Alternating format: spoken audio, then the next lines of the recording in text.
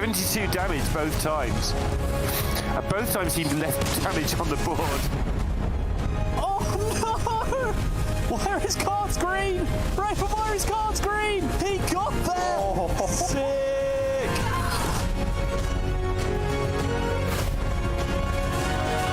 It's so powerful, all these rushes. I can't even believe the value he's got. Labby with a pop-off, well deserved. He stays in for another series.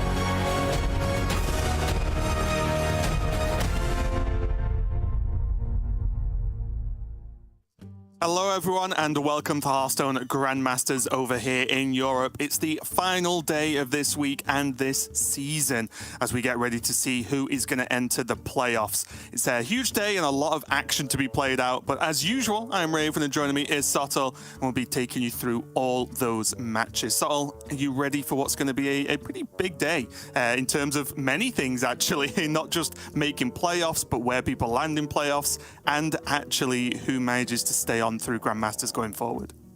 I think so, Raven. I'm not sure one can ever say with 100% confidence that you are ready for this kind of situation.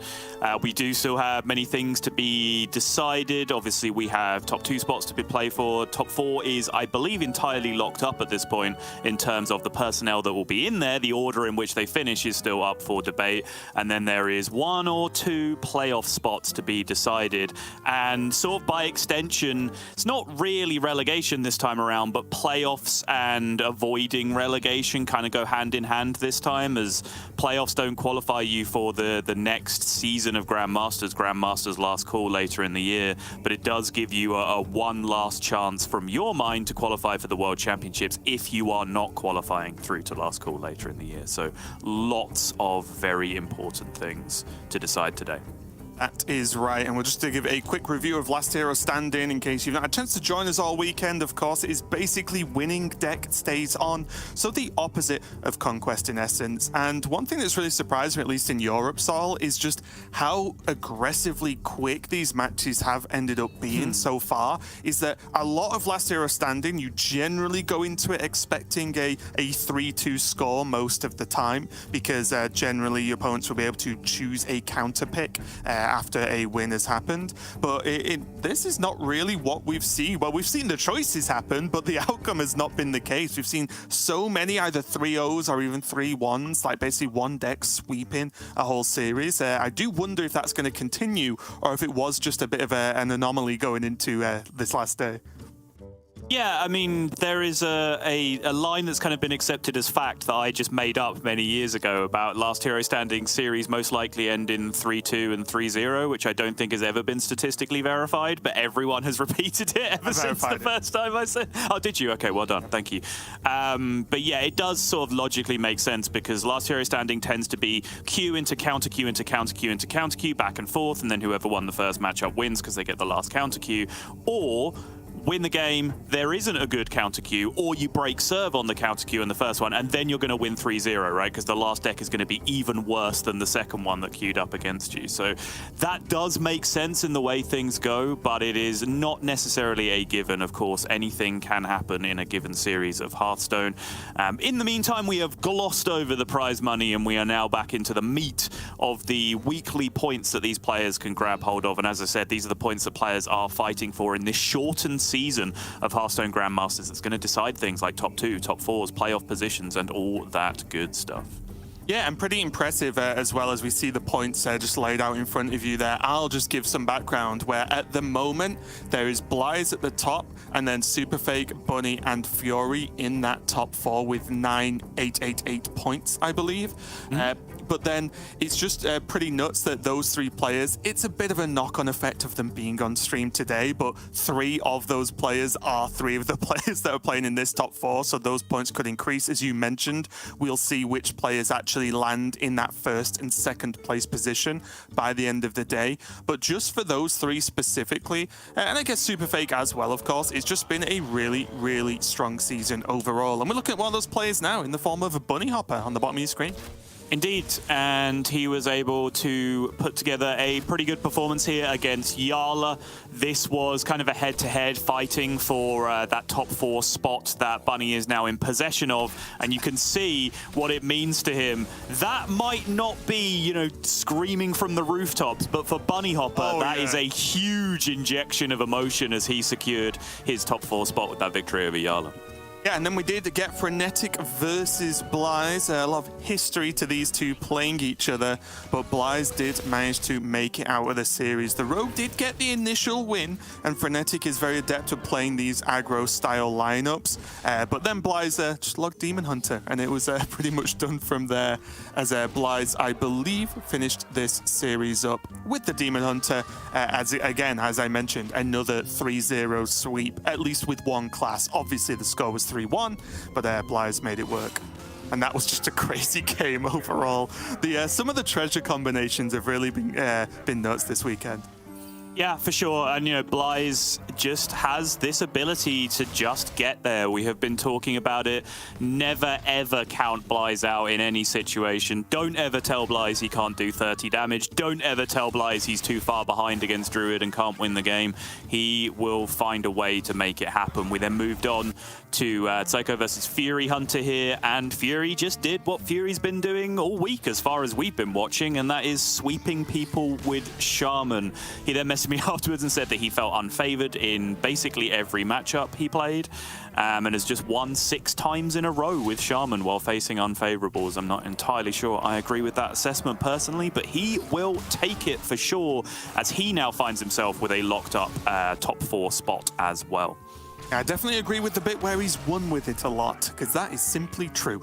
We did have Floki versus Casey round out the day yesterday. This was a bit more back and forth, where we saw here like Casey going 2-1 at this point, but it did mean Floki was even able to even up the series to go to the final game, which was the Shaman versus Warrior. And it actually turned out to be a very interesting game of Hearthstone, as I think Floki did manage this very, very well indeed. And although he did get fortunate in some spots with these Brakan hero powers, he also put himself in a position where he could be fortunate with the hero powers and take the victory. Yeah, and I think, you know, Monsanto had a great call on this on Twitter. You know, he was sort of doing our job for us, where he said, like, yes, Floki had to get lucky to get there, but more than anything, it showed that he'd done his homework on that matchup, because he was playing in a weird way that gave him a percentage chance of winning the game, as opposed to 0% chance of winning the game if he'd have played normally. You know, extending his deck with primes, but then not playing the primes, essentially just to pad out that fatigue for a couple of extra turns, being as greedy as possible with resources, playing for that fatigue battle, allowing Casey to kind of accelerate ahead of him in terms of fatigue, and then just kind of waiting for Casey to die. At that point, he played it very, very well. Expertly navigated game from Floki, and it's a game that has now granted him the opportunity to now win again and be looking at a top 8 position, a playoffs position that can then turn into a world championship position later in the year. So that small percentage chance that he had to win Shaman versus Fatigue Warrior, he cashed it out, and it is potentially now turning into a world championship run if he can do it again against the same lineup, Raven. He is basically playing Casey again, but it's Bunnyhoppor. The lineup's the same. That Warrior's still in there with the Demon Hunter and Hunter. I can confirm just nice and early that, yes, there you go. All right, beat me to it, production. Double Druids are banned out for both players, so it is going to be an extremely similar style matchup. I do wonder if it is going to go all the way, or if anything changes, because we are... Oh, I can actually confirm something's changed already as we take a look at Bunnyhoppor's achievements and overall record. But Sottle, Bunny is queuing the Warrior first. Oh. And I wonder, well, I don't have to wonder, I'm pretty sure Bunny will have watched that matchup yesterday and said, well, how can I do this differently? And I believe it's going to be the Warrior into the Demon Hunter game 1. All right. All right, I can see this. We actually saw this happen in Americas. Frozen, obviously, sometimes jumps into this Bunnyhoppor Casey practice group as well, and I believe Frozen has the very similar, if not the same lineup in Americas as well. He played this matchup in Americas with the kind of Fatigue Warrior going on. I think turn 4, he had 22 armor, I believe, is what actually happened, and then lost to the Demon Hunter, who just did 1 million damage over the course of a few turns. So really interested to see this one pan out as well. Yeah, I do think that's something really tricky about the meta right now. There's a lot of decks that can do a lot of damage, but it's hard to know if there's a number you can put on it, right? Yeah. There are so many different things that can affect the outcome. It's not like you can say, okay, like the old OTK Demon Hunter, you can give generally like set numbers, and we used to, right, that these combos can do with certain sort of situations, whereas a lot of decks now, it's like, yeah, they generally can do about this much on average, but you know, there's options for more and more and more damage based on a couple of either nice draws or good discovers, and it starts to get very, very silly indeed. Checking out Floki now, of course. He had that great series yesterday, as we mentioned, does have to repeat it once again, and he's rocking that very good score that we've been talking about all weekend, honestly, with just Quest Hunter overall seems to be doing a good job, at least on stream anyway. Yeah, and Floki here, we can see his sort of his run is based on week 1 and week 3. He did make the semifinals on week 1, had a poor week on week 2. Now week 3, he is back to the dance again, looking to pick up enough points to get himself into that playoffs. He's had a good run with Quest Hunter as well. Quest Hunter, a deck that we have been talking about a lot over the last couple of days, and even last week as well. Casey putting in a devastating performance with it. The Drekthar edition, this new build with Drekthar, Furious Howl coming into Quest Hunter, just really looking like it's adding a lot of bite to the deck to be able to get through in matchups which were generally trickier before. Lack of damage, running out of gas, no early pressure, those being problems that are solved by those 2 additions to the deck. Yeah, and it's going to be a pretty cool matchup as well, just because of at one level you could say that the Control Warrior would just beat up the Demon Hunter, but again, as we've said, there's a lot of potential in this list from Floki, and I do think it would be quite the turnaround for Floki to make this work, get this win, and put himself in playoffs, because honestly, Floki's just not had the best Grandmasters run we've ever seen, right? He's had a few good weeks historically, like here and there, but kind of flown under the radar, at least for me, so. But I think this week he's been playing really well, and this is his chance, right? As we've said, like the win and in, as simple as it needs to be.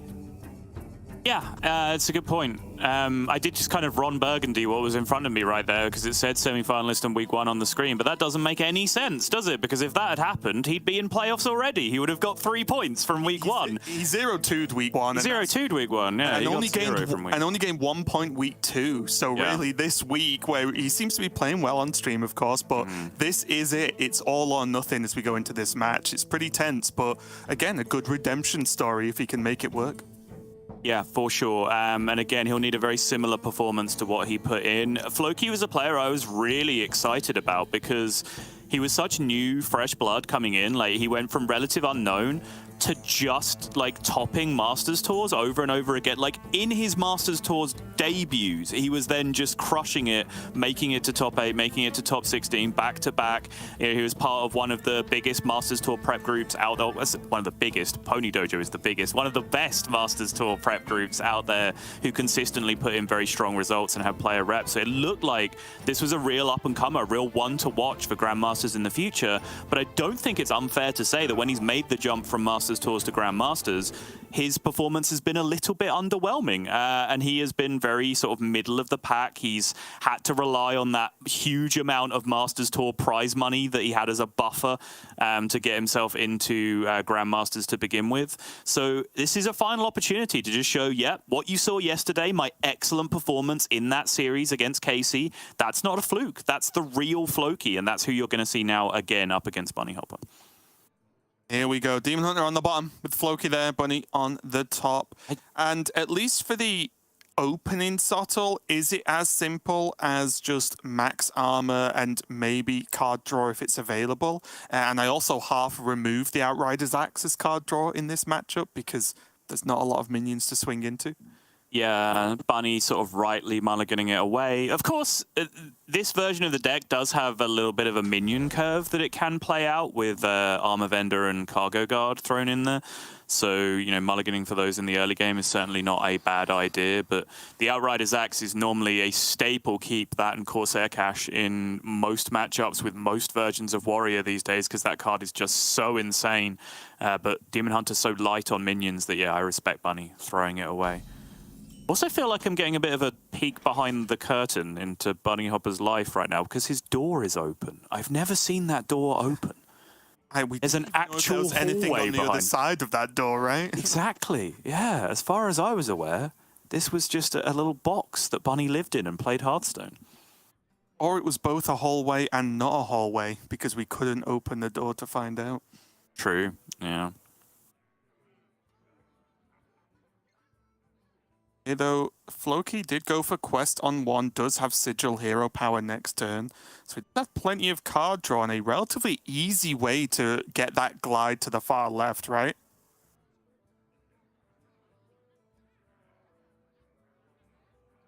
Yes. I think he will be happy to do so. I don't think there's any real reason why any of these cards are going to be greedy, but it's going to take a few turns for sure. But luckily with Sigil into Sigil, he'll be pretty confident he can get a couple of quest ticks between now and then. Yeah. I imagine he'll just weave in the hero power here just to buff up an eventual Kurtrus even more, because now he can use that Rustrot Viper alongside basically anything else.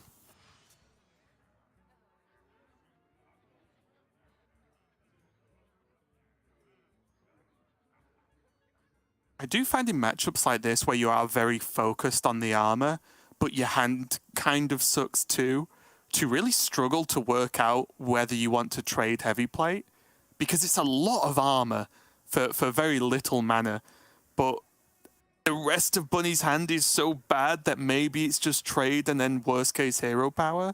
It's really, I think it's really difficult decision, because he might not see that heavy plate for another like 10 turns or something. Try to keep yourselves alive. Just tempo Barov. Okay, sure. I can see it. Oh. There we go. He was like, I can feel something's wrong. It's like, there it is. There's a disturbance in the force. Yeah. You get that? It's like I'm sure you'll be the same. But if you sit down at your desk and like your keyboard isn't where it normally, you know, like it's just off by like half a centimeter, I'll feel it and be like, "There's something wrong." So the best example I can give for that is when I was competing in yo-yo contests. Really weird tangent for people that don't know that about me. I'm sorry. Hunting, I believe it was. Yeah, so like I'd practice like my performance with my music or whatever, like have it over, and I get to the point where I'm like 99% consistent with an entire like 3-minute routine, right? Like start to finish, don't miss anything. And then I get up on stage at like World Championships or whatever, and like not be able to replicate that performance at all. And I'm like, okay, well some of this is nerves and there's a crowd and I'm sweaty or whatever. And then I realized that part of what it was is because I don't wear shoes in my own house, but then when I'm standing on stage at a World Championship, I'm wearing shoes. So I just started performing with bare feet on stage, and that's when I started winning, because it just replicated my practice conditions all the better. Yeah, I mean, fun, again, slightly different tangent, but a little bit more relevant. There was is a really famous StarCraft Brood War player called Flash. He's one of the best that's ever played the game. And every time he went and played, like on stage or in the booth or whatever, he takes a ruler and measures where his keyboard goes, so it's in the exact same place every single time. Yeah. Like, he used to take a rule and set up perfectly every single time. It was so cool. Yeah, Taquido's been known to do that in fighting games as well. He like tape measures his eye distance from the monitor, so he's like perfectly replicating like for like reaction time and view angle and stuff. Yeah. Well, diving out of the Raven and Subtle Just Talk About Stuff podcast we've started here, we're going to start threatening TJ and Lorinda with this casting style. We are going to dive back into the game for now, and Floki is picking up potentially a ton of card draw here, right? Spectral Sight now on offer.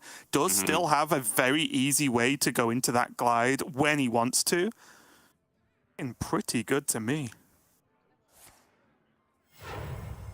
Oh, he's going to just self-glide. Okay, makes sense. Bunny's only got 4 cards, so it wouldn't really do much if he wants to just not spend the time having to use that Immolation Aura to get it out. And while I mean, this does make sense, because while we've been rambling, as I will now develop my skill to multitask, I have been paying attention to what's been going on. Bunny has been very aggressively playing around Glide, because it is still important for him to get to the bottom of the deck, right? Because it's no good him hoarding a 7-8 card hand as the control deck and then it getting Glide away and he's back to 4, because he still needs to have the resources. He needs to hit all the armor gain cards to be able to resist all the damage that's coming out. So he needs to get through his deck, and part of getting through his deck is making sure that less cards get glided back into the deck. So, you know, the things like Tempo Barrel, dumping other cards from hand, he has been quite aggressively playing around Glide.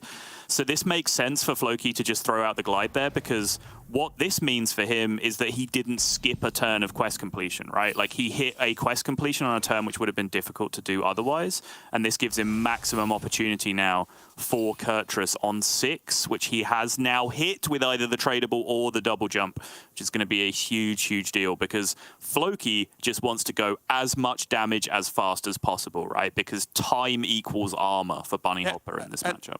And also as much card draw as possible, so Kaz is actually relevantly playable, right? Because we talked about just dealing as much damage, but the reason Floki has a very strong game plan for this kind of, you know, high armor, fatigue, high health matchup is because he has Kaz in the deck, and he can actually just be able to play it, get those treasures, and maybe burst for a ton more damage later on.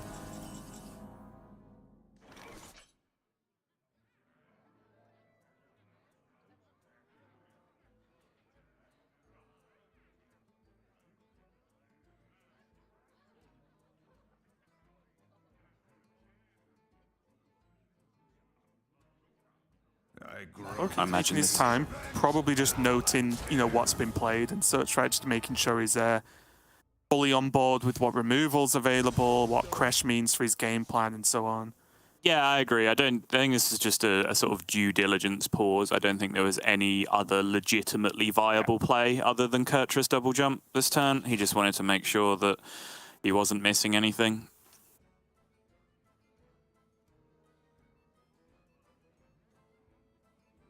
Shield Slam available, can clear this up nice and easy as just a Route 1 defense. Tricky, right, as well, because he could also do it a little bit of a different way. He could, like, trade the Thresh and then clear both. He would gain the weapon and the armor instantly.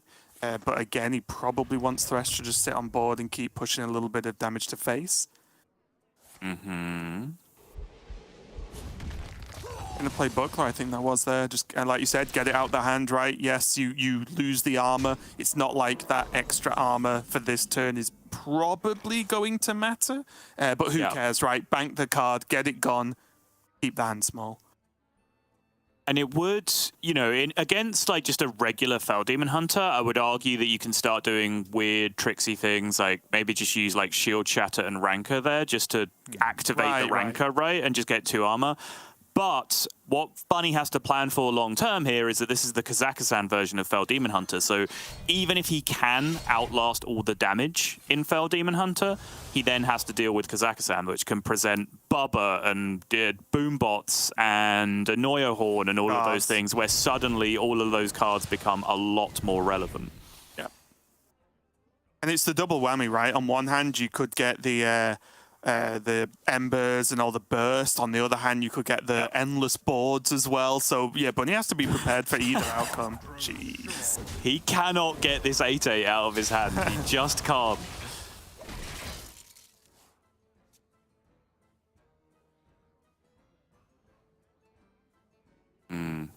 Speaking of big, clunky, awkward things. So Glide's used now from Floki, which means perfect timing. Bunny just got a weapon as well, so perfect timing to start ripping through this cutting class. But not really anything else to do in this spot.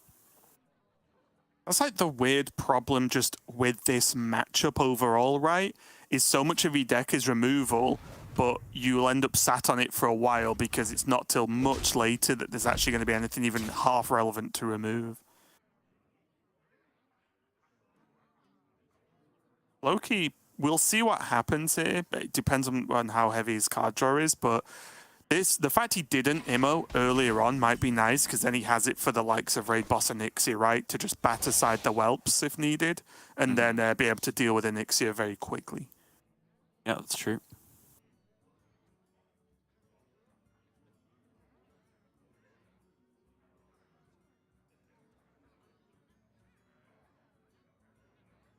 Rough turn, though, for Floki, right? Yep. Really bad, yeah. Hard pass, not what you want to be doing here at all if you're Floki. You want to be playing this matchup as high octane as possible, right? Like, you can afford to charge towards fatigue, I think, in this matchup as Fel Demon Hunter. This isn't the same thing as the Shaman, because you have the Kazakhstan to fall back on. If you blow through your entire deck, do your Jace thing, do your Kurtrus hero power things, and then play 10 Kazakhstan treasures, I don't think Warrior is capable of resisting all that. But the idea is you want to do it as quickly as possible so that potentially Warrior is only getting to use 20, 22 cards from their deck to be able to deal with it all, as opposed to all 30 of them. Yeah. Oh, no! All right, Bunny has a decision to make here, because Raid Boss and Ixia, yes, you just talked about how, you know, Immolation Aura and several other things can start taking care of the whelps quite nicely. Just a vanilla 8/8 is quite a difficult thing for Demon Hunter to deal with in a lot of spots. Yeah, in this position, definitely with this kind of hand from Floki, it does require, it almost always requires Arcanist Fel Barrage, as well as the way to kill the whelps, of course, right? Right. Wouldn't hate to see it, because I don't think Raid Boss and Nixia realistically beats any of the good treasure plays, right? I think that's more or less fair to say. Yeah, I mean, it very specifically beats Bubba, exactly, right? Like, right. That's about it. But if that's the case, then yeah. But, you know, if you're not saving it for Kaz, don't save it. Get the thing played. Do something proactive this game. Like, I kind of look at this more simply, and you know, if this is a misunderstanding of the matchup, and I'm sure Bunny and Floki have tested this more than I have, can Bunny's Control Warrior fatigue 40 cards of Floki's deck? Like, all the damage he has available, and then 10 Kazakhstan treasures? I don't think he can. So, with that in mind, you want to stick a big minion and actually, like, try and push for lethal at some point, right? Like, that just makes sense to me. Gonna go Fury into Jace. He'll be able to deal with this Onyxia. With a weapon swing, not too bad. There's not enough of... Oh, never mind. That was pretty sick, actually. I forgot about the Fel Barrage he played earlier. Nice 14. So that's, you know, more or less half of the armor that Bunnyhoppor had gone. Still the other half left. Fuck, he just laughing to himself like, 'tis but a flesh wound. Unlucky. Something I've noticed so far as well, like all weekend, is that Floki's been in very good spirits considering how dire his situation was, where it's like he has to win all the matches to make it happen. Yeah, there's the buffed Outrider's Axe for the extra card draw for Bunny. But again, important to remind you, the fatigue is pretty much even on cards left, but there were an extra 10 cards basically in Floki's deck with that Kazakh. So it's Bunny does almost certainly have to do something, and now Floki's healed all the way up to full. Bunny was making, you know, a good push on Floki's health, right? But I wonder how soon he just attempts to switch to Rakara.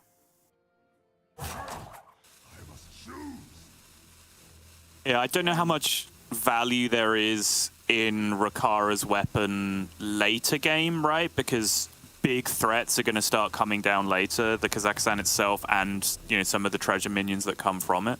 Although I'm sure that's a thing that Floki will have in mind if Rakara is still a factor in the matchup at that point.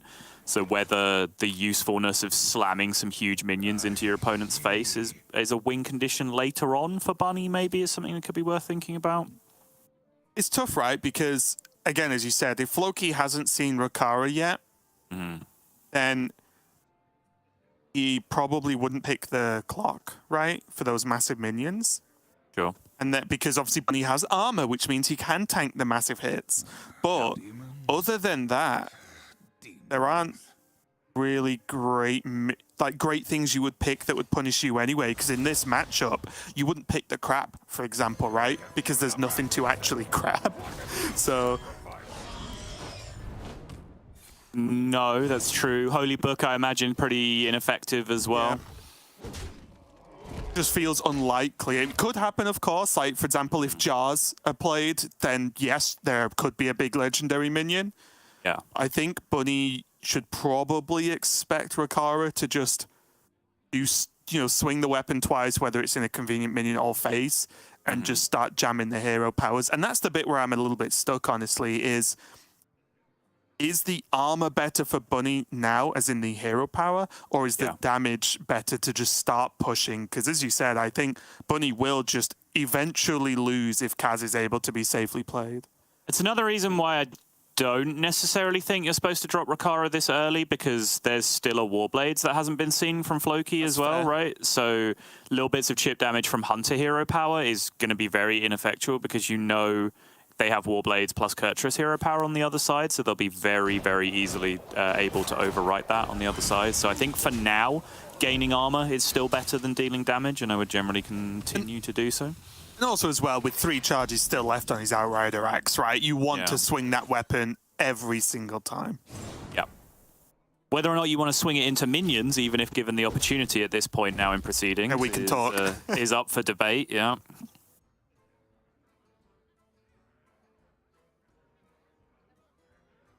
I'll go guard armor. Option.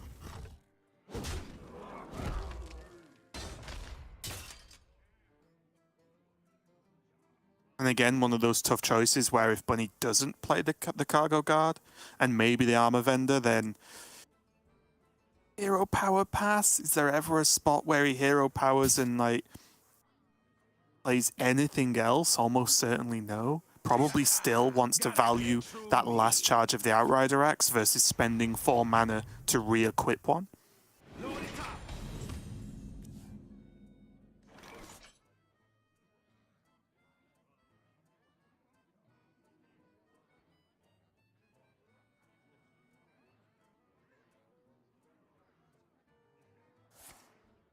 Oh. Okay, he has Arcanist for the spells from Kaz, that's fair enough. I was just looking at double Arcanist and like, double Arcanist, Fell Barrage to the face. Oh. But yeah, he does have them for, embers and stuff like that. That's true, actually. I hadn't even considered. Oh, yeah, because they're 0, right? So yeah. That's some guff stuff right there. That's what that is. That's cheating with Embers and Ragnaros. That is some guff level shenanigans. That is. Plus 4 spell damage to Embers.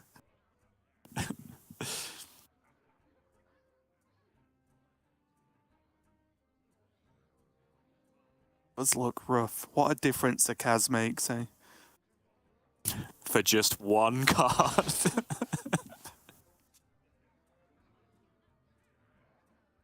You stop saying that, Sol. I'm sorry. Yeah, you're right. It's a very stupid thing to say.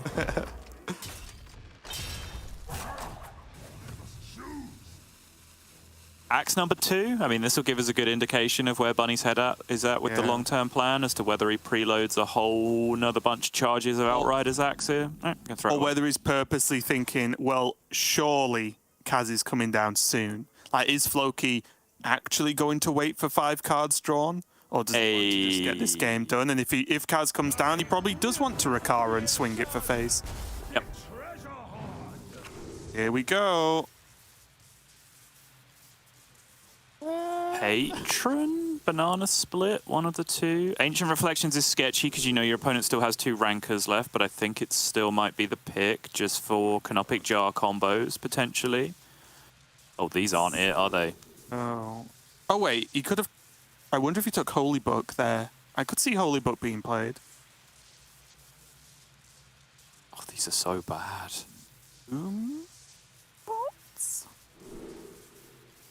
Okay, Embers. Embers? That's a big deal. Monster. Hello? We have double Arcanist. We want to see that play. Yeah. I wonder if he took Holy Book. Because Yeah, I'm not sure. he has 0 mana minions, right? So you can just Holy Book Oh, sure. minion. Yeah, that's fair. There it is, the Mutinous that Bunnyhoppor has been looking for this entire game up until this point. What's he going to dump here? The Shield Shatter? Okay. Imagine Shield Shatter to finish off, yeah. Blade Storm potentially way too good versus some of the outcomes from Kaz, right? Yes. Push the additional 2 with the hero power now.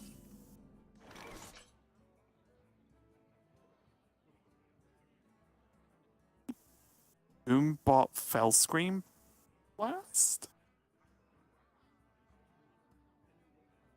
I guess he can start trading the Rust Rot, right?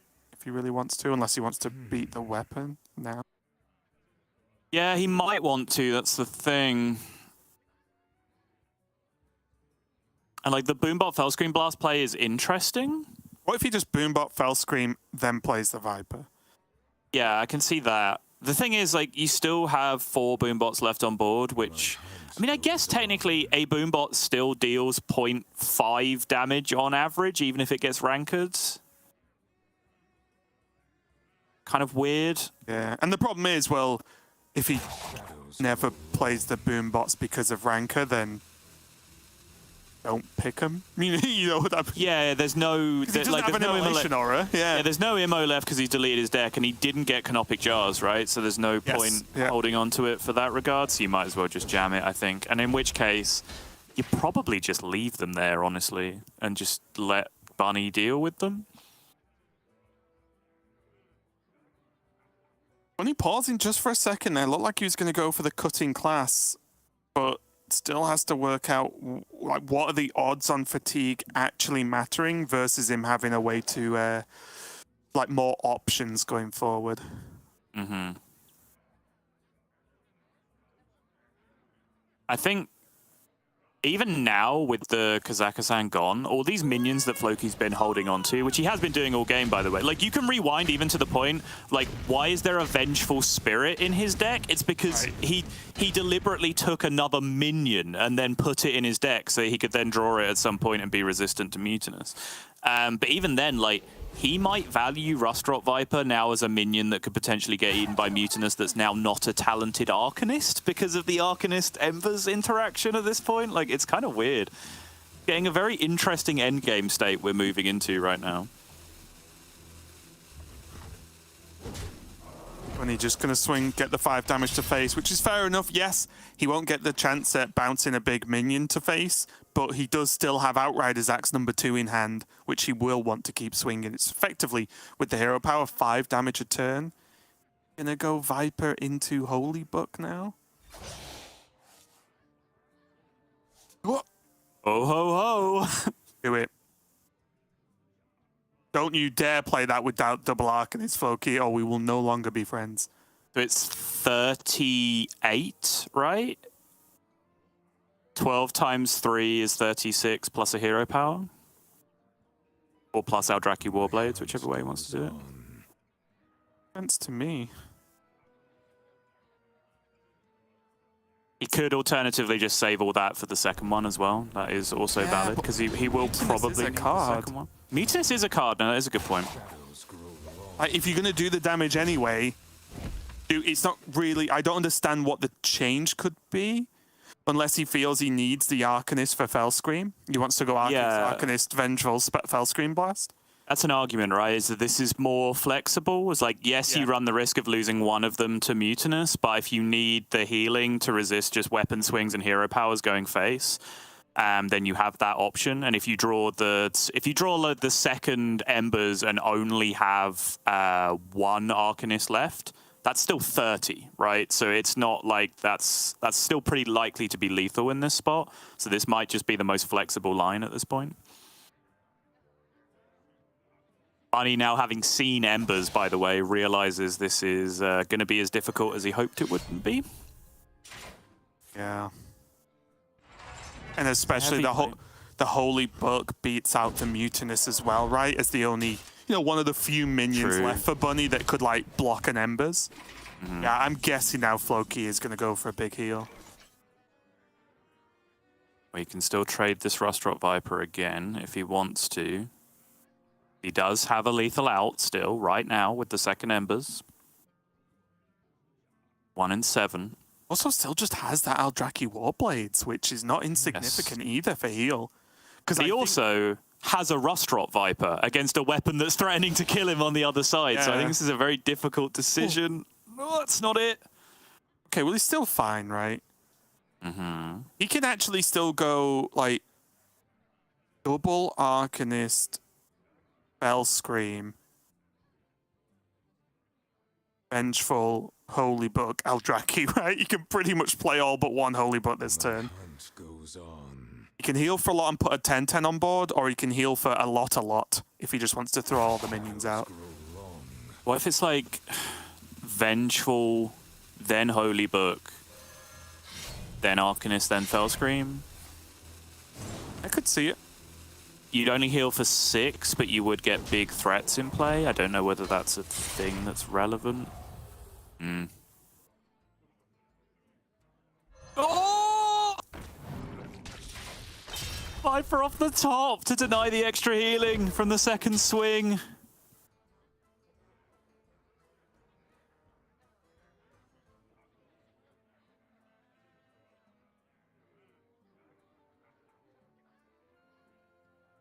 And now with a minion in play, even Arcanist Embers is not enough. No, it is still, right? It would still be 24 to face at this point. So. Could also just Arcanist, Fellscream, Embers, if he really wanted to, right? And kill the 3/4.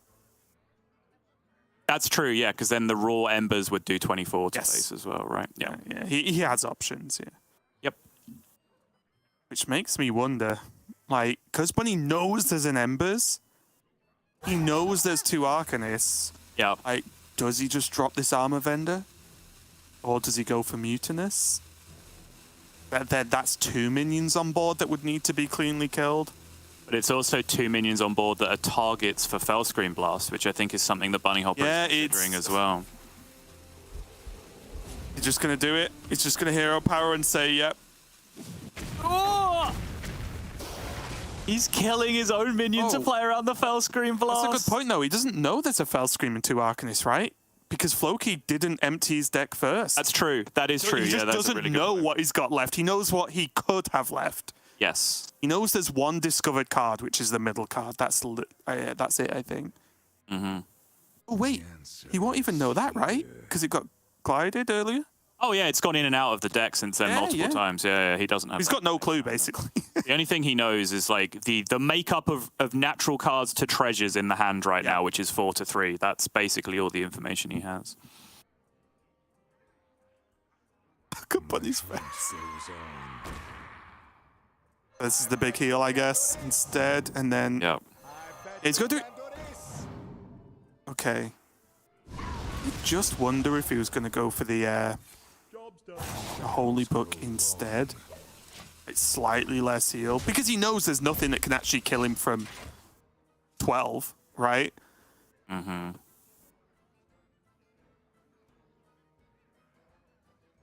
I guess Floki knowing that there's a Blade Storm knocking around just means that, well, the Holy Book just gets answered by 3 mana instead of more, so there's no point yet until there's an enemy minion to do it on, like the Mutinous. Yeah, that's fair. That's a 4/4. And the problem is as well, at least what we can see, especially with the Holy Books, the 2 players are actually kind of even, right? Except Bunny's going to take fatigue. Because on average, they're both doing 2 damage a turn with their hero power.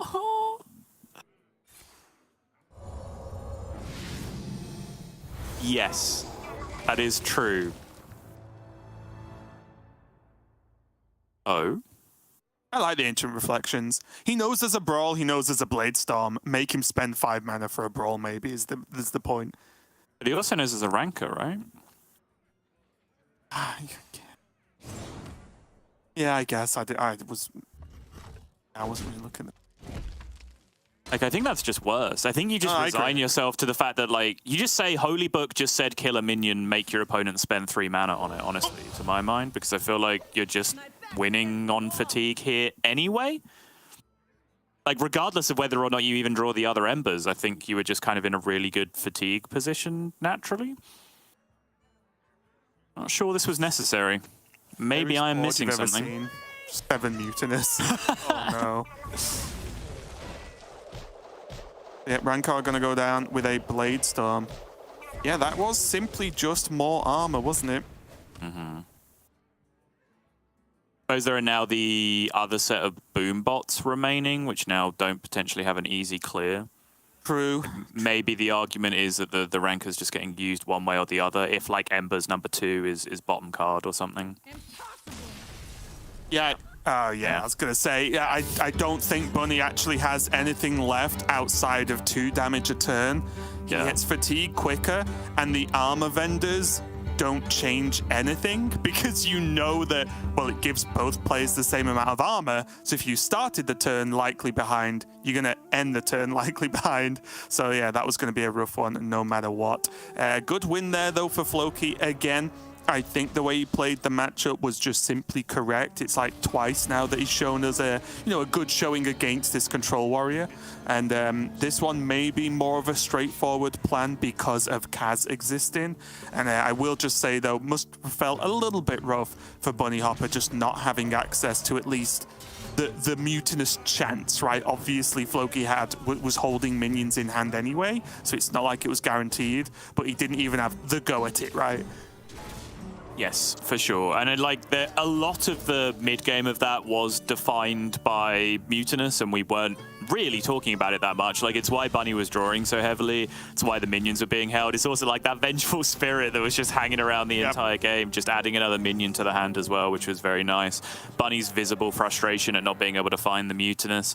And then, yeah, honestly, I think that heal was kind of the final crux of the game. It's where Bunny kind of lost all win condition. We got into this spot yesterday, like, I'm arguing there with using the Ancient Reflections and getting rankered, but I'm arguing against 100% win rate play, and I'm like, the play I'm suggesting is also 100% win rate play, right? Like, the point is it doesn't matter. The game was kind of won at that point anyway, and then Bunny, I think, recognized that, gave it up in the end.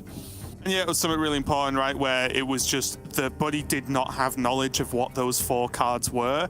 So, again, probably more of the frustration was, oh, it was those 4. Because if there wasn't a Fell Scream, obviously in Bunny's mind, both Aldraki were gone, right? So then he knew that the healing was potentially just limited to nothing in the list. But looks like we are moving on. Bunnyhoppor is going to queue his... Sorry, go on. Before you do, I just want to give Bunny an opportunity to call me stupid again and say that the people that brought the deck have all done very well in the tournament. But I did ask Lorinda to do a bit of digging on the actual stats of that deck specifically for like Frozen, Casey, and Bunny, the players that brought it. It's not done well. It's now gone 3-7 in the tournament overall. So very experimental build. I think only right to sort of take a look at it and how it's performed. Obviously, again, just to preempt what Bunny might say in response to that. Those 3 players, Casey, Bunny, Frozen, they all made it out of groups. They all made it to broadcast. They all made it to Saturday, I believe. So you can sort of present that argument that the lineup as a whole is doing well, but as an individual performing deck, the Control Warrior did not seem to be a very strong performer overall. It's definitely a knock-on effect from LHS as well, because a single deck in a lineup could potentially suck, but if you don't need to play it because you're winning with the other decks, then who cares, right? So it's just a weird thing that you wouldn't naturally see in Conquest, right? Because your bad deck has to win, so to speak. And it is an argument that people get into. I've noticed that some people are doing it again this week. We've had this in previous with Last Hero Standing, where it's like, well, we're in Last Hero Standing, people aren't banning Druid, and Druid has like a 60% win rate. It's not always as simple as just banning the deck with the highest win rate in Last Hero Standing. Like, you can, leave a deck up that is more likely to get a win and still improve your odds overall in a series in the way that Last Hero Standing works. So simple analysis of like an individual deck's win rate is not as telling in LHS as it is in Conquest, I think. But still, just thought I would point that out, that the Control Warrior has not gone particularly well for the 3 players that brought it. My counterpoint to your final point was, but it is Druid right now. It is Druid, yeah. That is on, and that I mean that even semi-serious, because I'm looking forward to the rotation is all I'm going to say. Here, though, as we are getting back into this mirror match, slightly different, of course, because unless I'm going crazy, which I am not, Bunny is not running the Kaz list. So that is truly the big difference between these both players right now, right? Like, Floki has access to that if required, and Bunny does not. But then again, Floki, as the downside, could have just an 8-8 do nothing in his hand when he really does not want it. Yeah, that's right. Time grows short. And there are a couple of ways to play this matchup. Basically you have to pick whether you want to be the aggressor or whether you want to be the defender in the matchup, and that's kind of a reaction to just how fast you think you can go, right? Like, if your opponent does quest turn 2, quest turn 3, and you don't do quest on either of those 2 turns, you're probably resigned to being the defender in that game. And like, the role of the aggressor is just to do your things on the earliest turn that you can do them, right? Like, complete quest, play quest reward, play your Magtheridon, see if a 12-12 hits your opponent in the face, do your Jace, do like 15-18 damage with your Jace, see if your opponent's able to resist it. And then the job of the defender is to do exactly that and try and resist it, which you can do very well, right? Because if 15-18 damage comes through from Jace, you can then potentially use your own Jace with an Eldrazi Warblades just to recoup that 15-18 damage that your opponent did. So it's a weird back and forth confusing matchup that's complicated even further by the fact that you have to do all of that while setting up Glide for yourself and playing around Glide for your opponent at the same time, which is very, very hard. I mean, honestly, Sol, from what you just said, sounds easy to me. Don't know why it doesn't just do it. Yeah, just Sol's literally told you all what to do. Like, what more do you want? Just do it. Glide, idiot. Yeah. Yeah.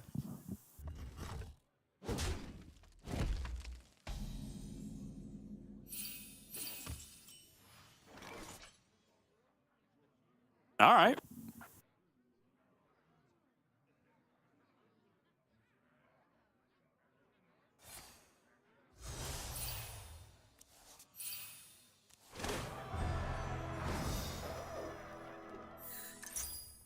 Quest completion with the need for speed top deck. Very nice. Yep, just going to get rid of the Floki. coin. Get rid of Sigil. Yeah, which he doesn't need to do for Sigil overdraw concerns. This is purely Glide concerns. He's just saying, I would rather have some Glide protection than have a coin in my hand right now anyway, to the extent that I think he's even considering throwing away this talented Arcanist over hero powering right now. I was just going to say, it is something you see very often in just Demon Hunter in general that plays the quest, and obviously versus Glide is a lot of the time. Even if you're not against a Glide, for your own Glide, you often just throw the coin out of there, right? Even if it's just a hero power, because you might just want the deck a little bit more streamlined and not to, say, one of your 4 cards be a coin on a later Glide. Here, though, Bunnyhoppor's options, Sigil Runner, normally the go-to. We have seen the odd Skull where relevant here and there, Yeah. but Bunny only being on 4 mana, you know, like the Sigil Runner just slotting in for free, making this turn very smooth indeed, simply makes sense. Does indeed.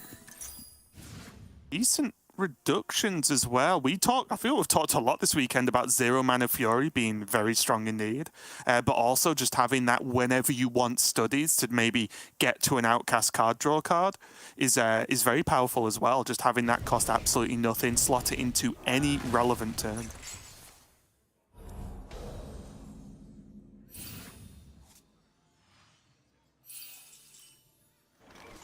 Oh. Look, he has the best Need for Greed timing I have ever seen in my life. Love it if you just went Glide. Yeah, Need for Greed, playable, just drawn, perfect. No, I'm going to press Glide. Demons. Demons.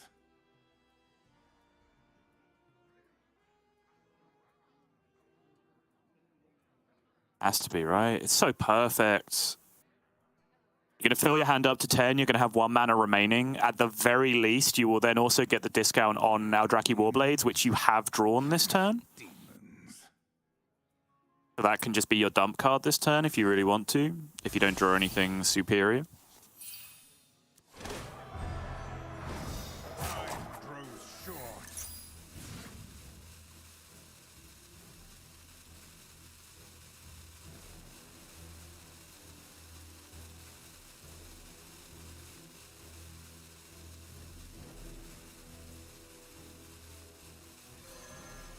Okay, he's going to go Warblades.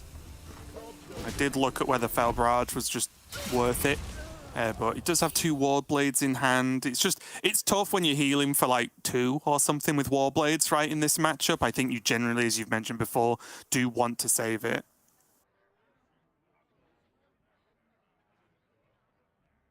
Yeah, Bunny's face paints a picture.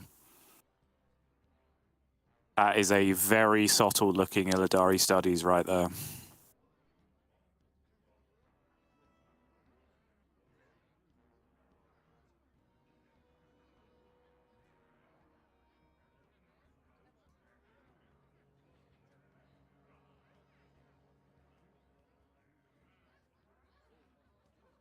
Oh, it's so miserable. Is it just Dreadlords to just get it and yes, this deals damage to face?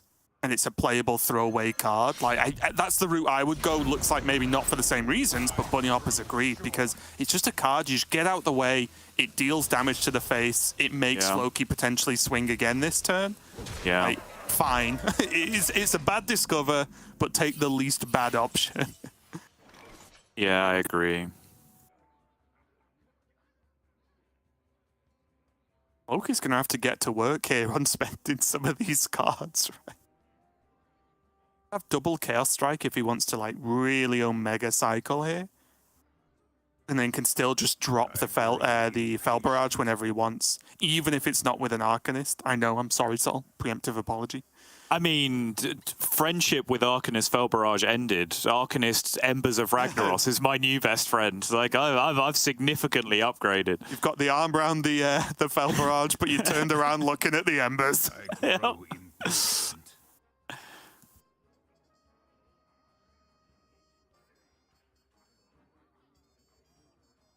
Honestly, like, Floki very aggressively played around Glide for a couple of turns, and then I think he's just kind of gone Glide check past. And even now, like, yes, he saw an Illidari Studies cast on the previous turn, but he also saw the discovered card played immediately, so he knows that's not a Glide either. So I think his need to play around Glide is very limited, but, as is what I was talking about earlier, I think he's also now established himself as the aggressor in the matchup, right? So he just wants to get Kurtrus in hand, and he just wants to play Kurtrus. And these two things are kind of related, right? Because his establishment of there not being a Glide in his opponent's hand gives him the freedom to do this, because he's very confident, or at least I think fairly confident, that this Kurtrus is not going to get Glide away by Bunny. Yeah, it was one of the reasons why, like, for example, I was talking about potentially double Chaos Strike, because it wouldn't necessarily get him to his quest, which is why he didn't go for it, I imagine. But it would maybe help him get there. But yeah, did go for the Glide instead, holds his Kurtrus, as you mentioned, and he's going to be safe because Bunny didn't top deck a Glide. But he did get Kurtrus, which is a good second place prize, I would say. Gets that out of the way, and now Kurtrus is just a threat, right, from Bunny. Like, the fact he's already the hero form is just a decent threat to put forward when Bunny's frankly struggling for stuff to do. But how much damage is this? I mean, it's 1 mana Deadeye, 7 mana expendable performers, so he is just narrowly off doing monstrous amounts of damage with this 7 health minion on the board. Getting close, though, isn't it? It's getting there, yeah. And the big problem as well is, if I doubt it now because Floki played that Glide last turn, but if Floki just considers Kazakus at any point, well, yeah, most of the time you have to just play Kazakus and pass, right? True. So that is just 8 health to go into with this Expendables combo if it happens. But here, do you just Bunny just go jamming face here? Bunny is pretending there is a decision to be made here as to whether he's trading with this 7/7 or not, as to not give too much away to the opponent, I think. There is not actually a decision to be made here about whether you kill this 7/7 or not. This is the only legal line of play this turn.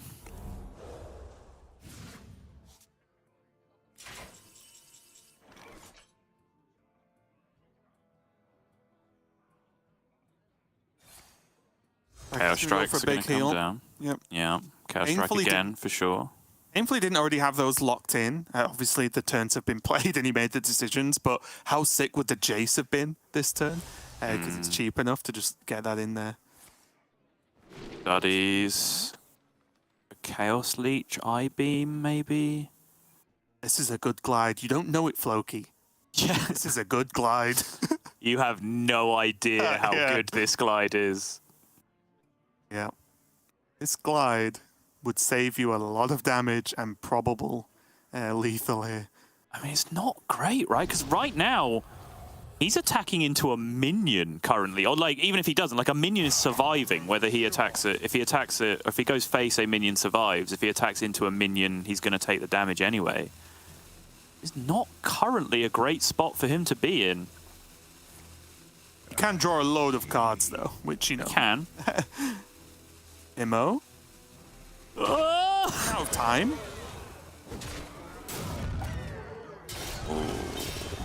Well, 11. Okay.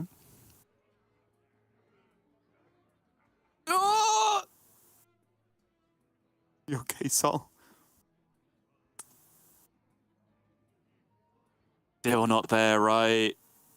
Even with Arcanist Fell Barrage, I don't think there's enough stuff in the Jace. Unless I'm wrong.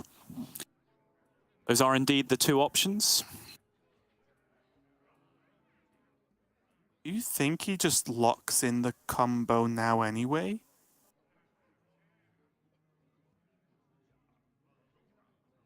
Just push the 8.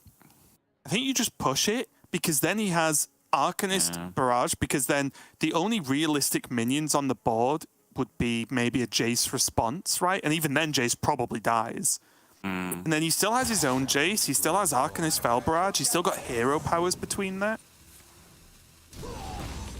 Okay, he's just going to push it now, get the Fell Scream for a bit of heal, kill off the Kurtrus and push 4. Okay. This does make sense as well, right? Because this loads up damage into the Jace for next turn, so Jace could be lethal next turn. If there's no minions on board and everything gets to go face. If there's minions on board, well, then he has Fellfire Expendables combo, right? And then he kind of has both bases covered on how he wants to achieve lethal next turn. I think this makes a lot of sense. Chaos Leech. Bar at 5. I don't know if you've noticed.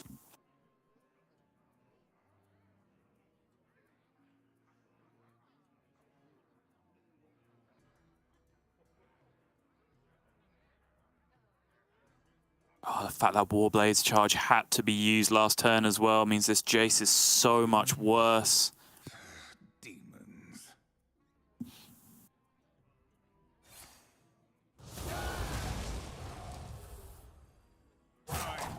It's tough in a lot of situations. I mean, Buddy's got not a lot of my cards, so maybe Floki just says, let's go. But in so many situations, I would consider just dropping an 8-8 in other matchups. You know what I mean? Yeah. Because you're just like, oh, clear the board, slam an 8-8, even if it doesn't do anything, right? It's still an 8-8. But I just don't think he can in this one. I think he needs the heal and the heal potential here from this Jace, even though it's relatively weak. Yeah, I mean, he has the Fell Scream and the Chaos Leech that he just took thrown in there as well, right? Which is a good chunk of healing. Very, very helpful indeed. Cuts the Jace down itself to only be 1 health, so he knows that the Expendables combo is not going to get there. And I don't think there's enough juice in the Jace for Bunny. It might just be Jace anyway, right? Just hero power Jace. Just get it down, push some damage, because otherwise he's gliding, and at this point, knowing that Floki's getting low, knowing he runs Kazakus, knowing there's Kurtrus on the other side too, like, does he... The only other thing to think about is if he just hero powers this Jace, it's scary, of course. He hero powers this Jace down, passes, then what are the odds on Floki playing Kaz or Kurtrus hero? Either way, that puts minions on the board to then combo next turn. Yep.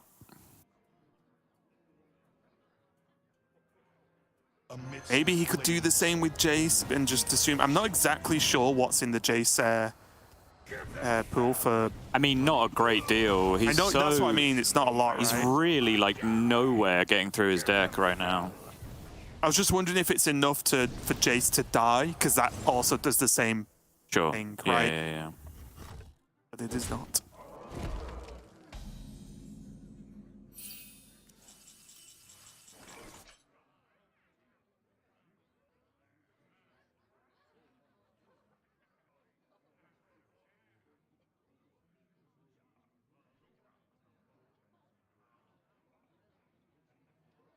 Go like Kurtrus, Arcanist, Fell Barrage, even with Rustrot Viper thrown in there as well. If you still like, so you can still use one bat to trade down the 7/2 and then still shoot 3 minions on your side of the board for the full heal if you want to. Yeah, those cards. The ones that Floki was just mousing over. Same wavelength. Demons. Ah! Ah! Noises.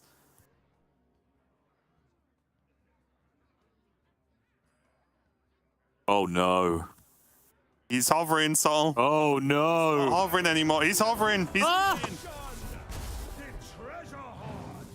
And again, Okay. to be fair, Bunny has 3 cards and 15 cards Look. left in the deck. Vampiric. Yes. Eyeglass, just to see how dead you might be. Okay, clearly you have a plan here.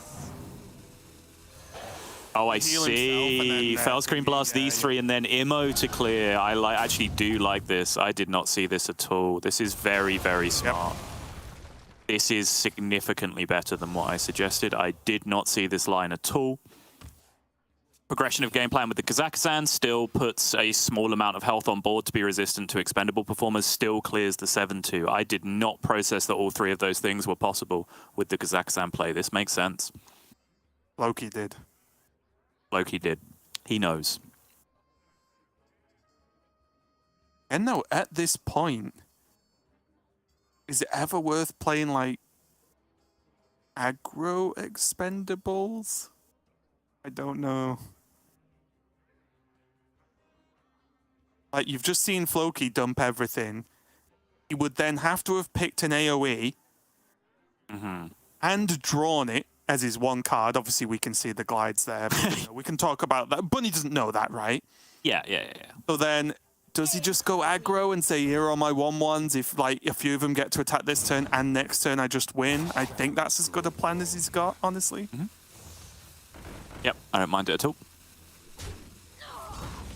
Gets to push the 8 as well, of course. Yeah, exactly. Very nice. Yeah. He doesn't need much to live next turn. It makes sense, right? Because he has 4 on the next turn as well, right? Just straight up with weapon and hero power, even if the board gets cleared. Yep. If Floki needs taunt and heal, clear and heal, or clear and taunt. Or just annoy a horn. That would do it on its own, pretty much. But, you know, you get the idea. Kurtrus. Oh, clear and heal! Then glide. Yeah, you play both of these cards first, right? For sure. Armor. Even just at this point in the game, the minions to like be aggressive, right, are good. Because they are 5/4s. The book will clear the other side of the board. Like, that's just good stuff. This is fine as well, right? He's got the mana to do this if he really wants. Just get the extra damage and makes the minions a little bit weaker, but I don't think that's a huge concern right now for Floki.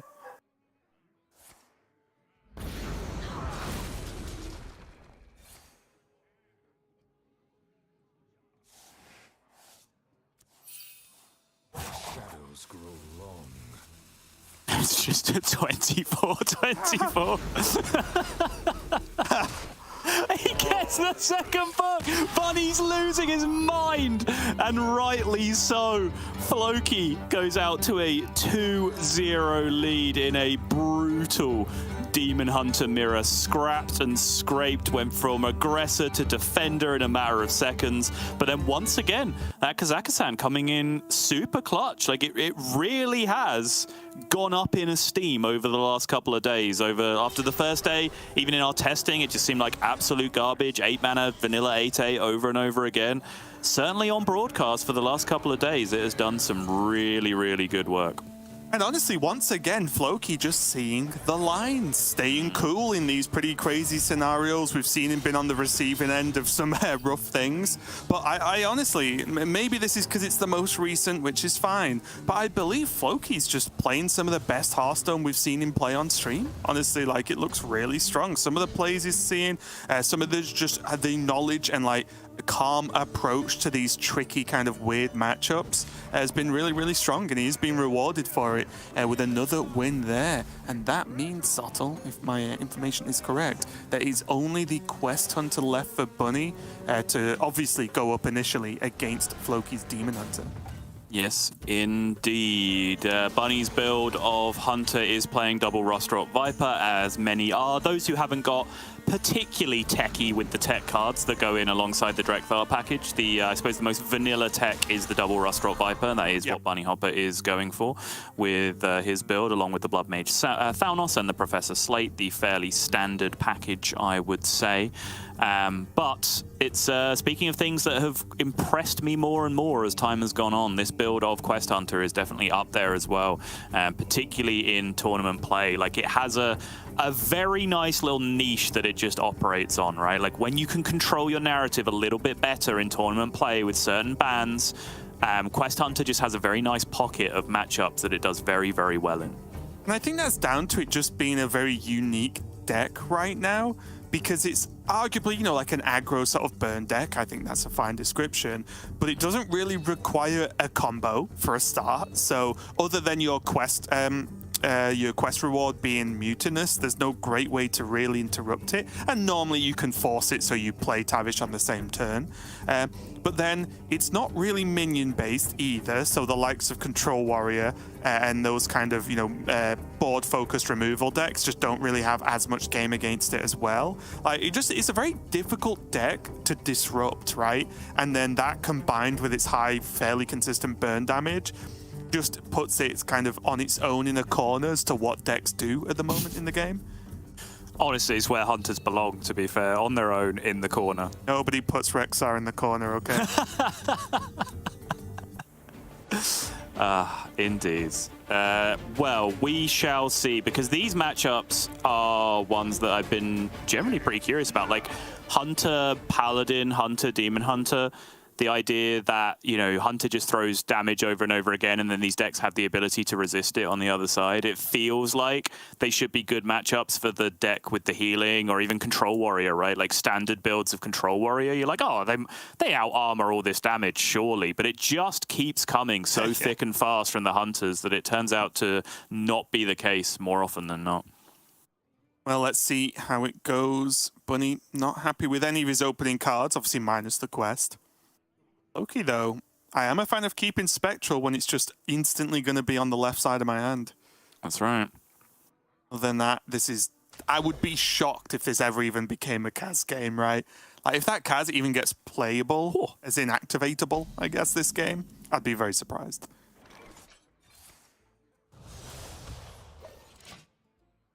Oh, Spectral, okay. Yeah. And now this curve makes sense, right? Because you're still, even if you played Quest on 1, you probably wouldn't Spectral on 2 because it kind of wastes a quest completion. So this way, he's going to hero power on 1, he's going to hero power on 2, and then hopefully in the 2 interim draws, he's going to find a tradable, a double jump, something along those lines that he can load up alongside these Spectral sites and hopefully complete on 3, 4, and 5.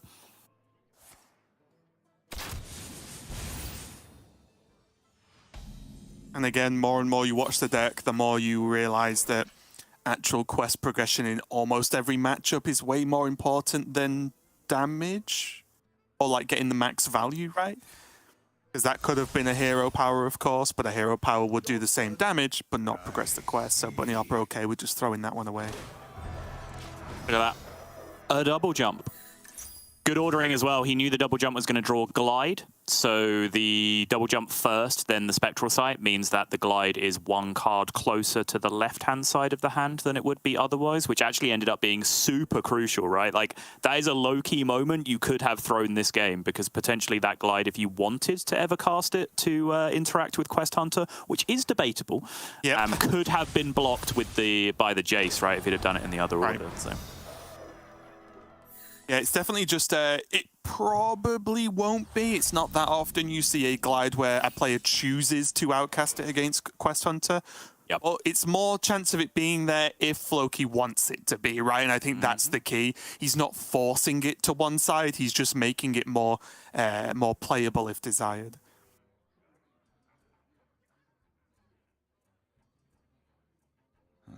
We like any of this hand? Well, I like playing the Fell Barrage first, Yeah, if we're I talking agree. about the Self-Glide, and if so, I'm with you. I agree.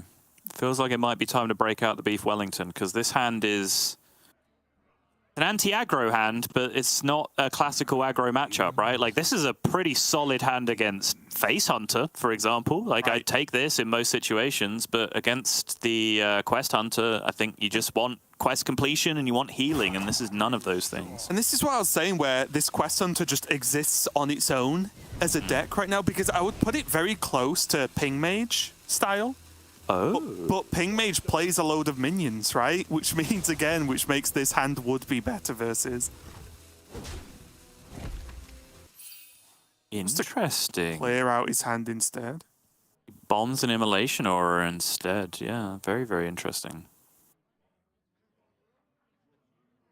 Of course, removes Immo from the deck in general, so he's not going to draw it back again at this point. He gets it loaded up into a Jace if need be, but I think first and foremost, he just doesn't want to be drawing Immolation Aura anymore post-Glide.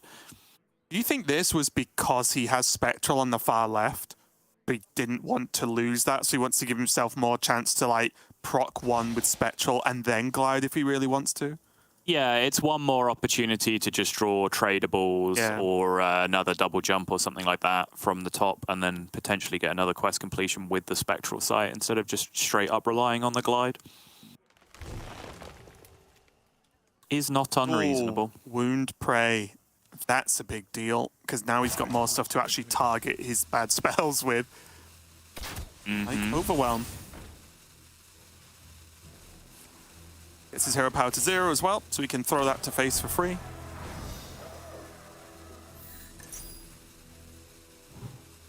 Also, this coin will potentially help Bunny with the issue we talk about a lot, which is activating Tavish and playing it in the same turn. And normally that very often needs to be a one-cost damage spell to do that.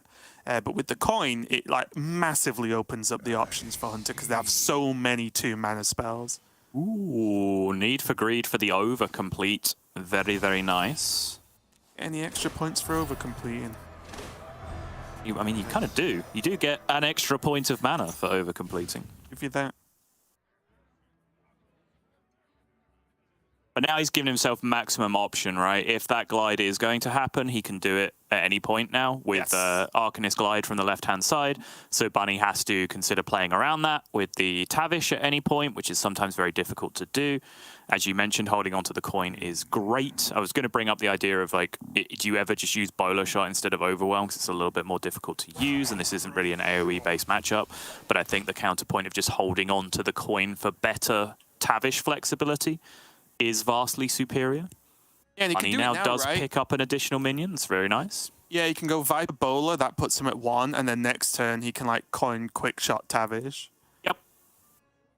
What was interesting as well, it might still come out, but because Floki knows there's a coin in hand, I do wonder whether that like dramatically affects his glide potential, or his enemy glide potential. Oh, there's a what in hand, sorry? A coin. Oh, I see. Yeah, It's like you give your opponent, you remove the coin and potentially give them a damage spell, which sucks, of course. But you also give them the chance to draw a coin, which is the least damage spell you can give them, especially once Tavish is equipped. Is it, though? I mean, over time, It's a singular draw. Yes, but it can sort of open up, like, in a given turn, a coin might end up doing more damage just because of the one extra mana that you have available, though, right? But yes, over time, yeah, individually, each other spell will do more damage, sure. And also, there is that factor now, right? So he knows it's 1 proc away. Like, it's just a tricky one, and it all depends if he even wants to. Like, his hand is very good anyway. Floki can get Warblades, he has Fury, he's got double Fell Scream for some heal, and then has the Jace available too for the following turn. So his hand's just good. Where we're talking, well, I'm talking a lot about Glide. It probably just isn't even going to be a factor for now. Yeah, I absolutely agree. There's no reason not to. Again, this goes back to what I was talking about when I said it originally. Like, this is just good ordering. Move the Glide 1 card closer to the left. It probably won't come up, but you at least now have the option. Keyword is option, and that's what this game's been all about.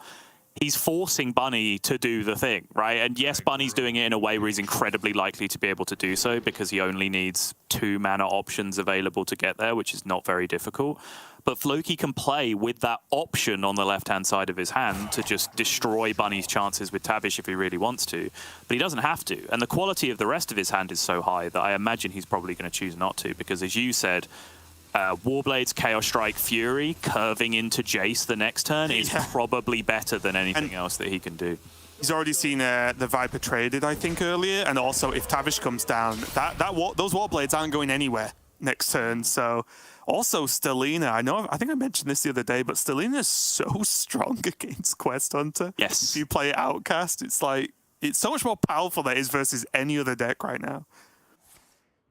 And now, because of the way Bunny played it on the previous turn, he does not have Insta-Tavish this turn, so he's going to be slowed down a little bit further. That is brutal. And that's going to mean empty board Jace with Fell Barrage, Fury, and Chaos Strike on top of this Eldrazi Warblades. Just picked Explosive. Mm-hmm. You thinking about the glide thing again? Christ, yeah. Sure. I mean, he still might not go for it because he still does have Jace, but like, is he gonna swing without playing Jace? Probably not. Maybe it's just the big brain plays. Yeah, I mean, I just, it's one of those things that I just don't think you can afford to play around everything in this point as Bunnyhoppor, right? Oh yeah. For anyone who like hasn't caught on to what we're talking about right now, perhaps didn't see yesterday, hasn't seen this interaction before, you can attack into an explosive trap and it procs Quest on their turn, which in this case would then activate Tavish because he's only 1 proc away from Tavish, and then because that puts the Tavish in the hand, you can then glide the Tavish away from your opponent's hand. But I just don't think it's that important in this spot, honestly. I think Floki's just crushing it. But I think, oh, okay, it looks like he's actually going to go for it. If he's... What's he doing with this? Is he now going to attack to get the Viper off the board? Oh, no, he's not gliding. He's not going fine, for it. Fine, okay, fine, yeah, fine, fine. Well, that's what I was trying to work out ordering, right? Because he could have attacked first and left himself with minions and still done this. But also the one thing he also had to look at was the potential of what an ice trap did to his turn as well. Exactly, yeah. I think the deal there is that we're staring at explosive trap, whereas Floki was not. So from his perspective, what he did, played around a few things, played around an ice trap. It also loaded up more Fell Barrages and Fell Screen Blasts into his Jace for the following turn, which will now probably be lethal. So one drop. I think this is very smartly done. Who was it? Oh my, okay, well he gets rid of this. That's something. And he's just gonna play out the slate. Oh, these draws. They're so bad.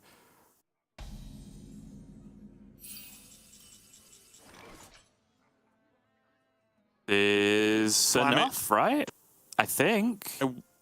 Double Fell Scream, Immolation Aura. Like, if it happens perfect order, it's definitely enough. Yes. Because double Fell Scream, Immolation Aura clears the board, and then Fell Barrages, Fury, double Chaos Strike, all go face. I'm not sure if it's guaranteed lethal. If Floki's doing this, then it's not. Oh, another Eldrazi with Fury. Just seen Viper.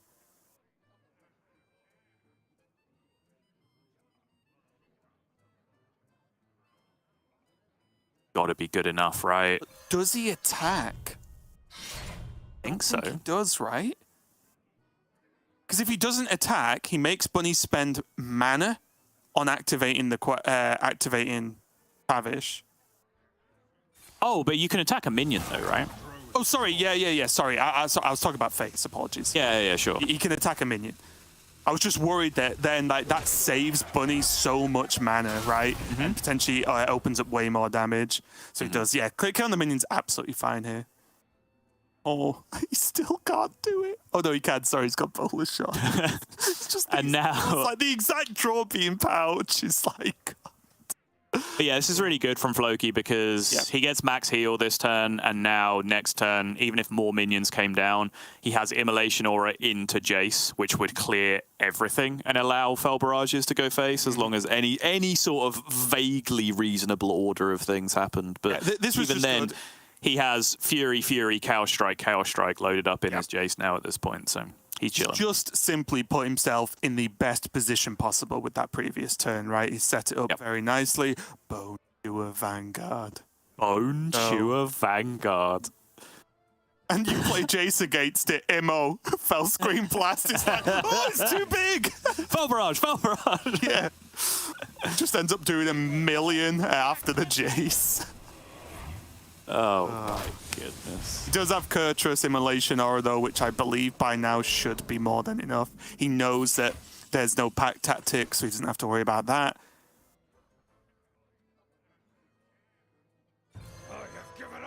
He can probably just pass, right? He doesn't need to attack this turn.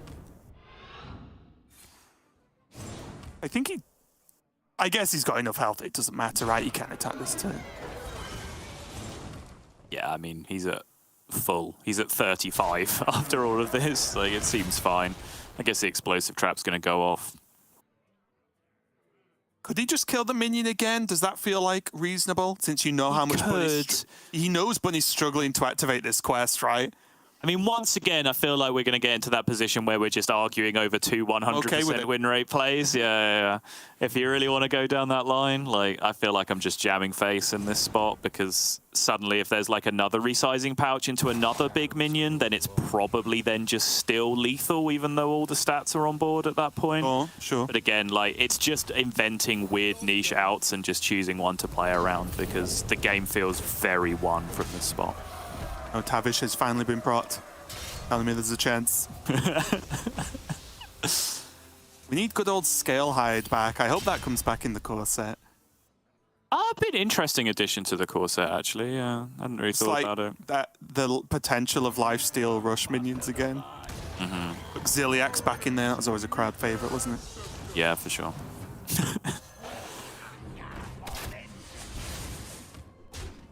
And Floki, head leant back, huge sigh of relief. We've commented he seemed fairly jovial, fairly relaxed about this whole situation, but it seems now that some of that laughter might have been betraying nerves rather than calmness, because now you can see what it means, because that is Floki locking up a playoff position for the season.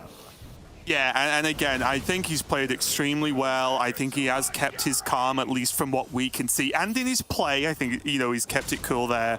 But at the end of the day, this is what you love to see, right? Floki started the day with a very simple outcome chance, right? If you play well and win the series, you get in. If you don't, or if you just lose for whatever reason, you're out. The ball is very firmly in Floki's court there, and he put the work in. He got the job done, 3-0, and it's done. That's the best way you can want to qualify, right? There's no sitting around watching other people play and hoping for certain results. You just go into the match. If you win, you've done your job. Yeah, for sure. And you can see just on that final close-up, just the stress betrayed on Floki's face as he gets there across the line. But that is one additional point to his total, which means he goes to 5 points total. He leapfrogs Casey, he leapfrogs J4U, he leapfrogs Viper, and that means he is for sure, for certainties, in the playoffs now, fighting for that World Championship spot. He will not be, however, in the top 4. He can only pick up 1 additional point, which does not bring him into the top 4 contention. So this playoffs now will be equally, if not more so, stressful than that matchup against Bunny will be, because it could be his last chance to get to the World Championship. But keyword there, could be, because we've already seen Floki is a masterful Masters Tour performer, and this time around Masters Tours give you direct opportunities to qualify through to the World Championship. Yeah, and although Bunny was waving there, it does mean he's done for this week, but I believe, correct me if I am wrong, Soto, but Bunny had already locked up a top 4 position. That's right. This season anyway, so although he's waving or saying goodbye for this week, Bunny still landed himself in a very comfortable spot, and has done a great job overall this season of Grandmasters, because he did start it with a 0-2 week, and then just hit the strong recovery of winning week 2, and then got to top 4 week 3, and that's what you want to see. And honestly, what we expect from a player like Bunnyhoppor. Yeah, absolutely. An incredibly high standard of player. I think when you look at our top four, Superfake is kind of the one relative unknown factor in there, but he's had an incredibly impressive debut season, even though it's been a half-length, incredibly impressive debut season. He's been a fantastic addition, but Bunnyhoppor, Furyhunter, even though Fury is a relative new addition as well, he's one that comes with a significantly more robust resume of past achievements than someone like Superfake does, for example, and you throw xBlyzes in there as well, which, again, I will remind you, he won back-to-back 400-person tournaments in a row. I feel like people need to be reminded of this over and over again. We don't make enough of a big deal out of that. Well, that was our first match done for the day. We do have two more coming up, of course, the second semi-final and then the final itself. But we've got Furyhunter and xBlyzes coming up just after this short break while we get the players ready to go. We'll be right back.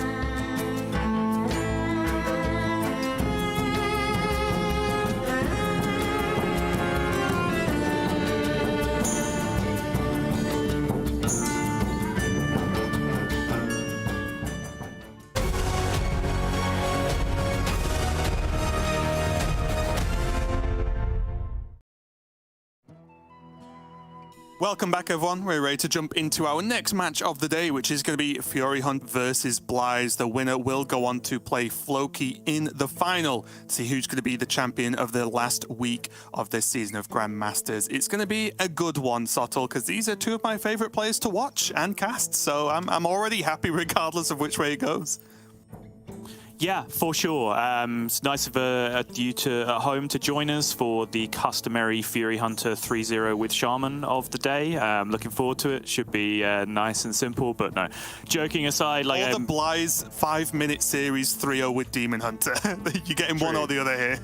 Yes, yeah. I mean, it's a matchup that I've been very eager to see. I think when Fury was confirmed as being promoted to Grandmasters or joining Grandmasters, there were a few matchups that I was really excited about, potentially seeing on a weekly basis. The likes of Fury versus Gabby, the likes of Fury versus xBlyzes were chief among them. I think this could be another fantastic series. And I am very interested in this lineup because I really, really like the Quest Rogue Paladin pair this week in Last Hero Standing, which I feel grimy just saying, like Libram Paladin Quest Rogue. Yes, I like those decks in your lineup. That feels weird. You've changed. But I do. I think it makes sense. So I'm kind of, on board. Part of the big reason of why I picked Fury for this week is that he has that in his lineup. And part of it is because he's Furyhunter, and I think he's a fantastic player.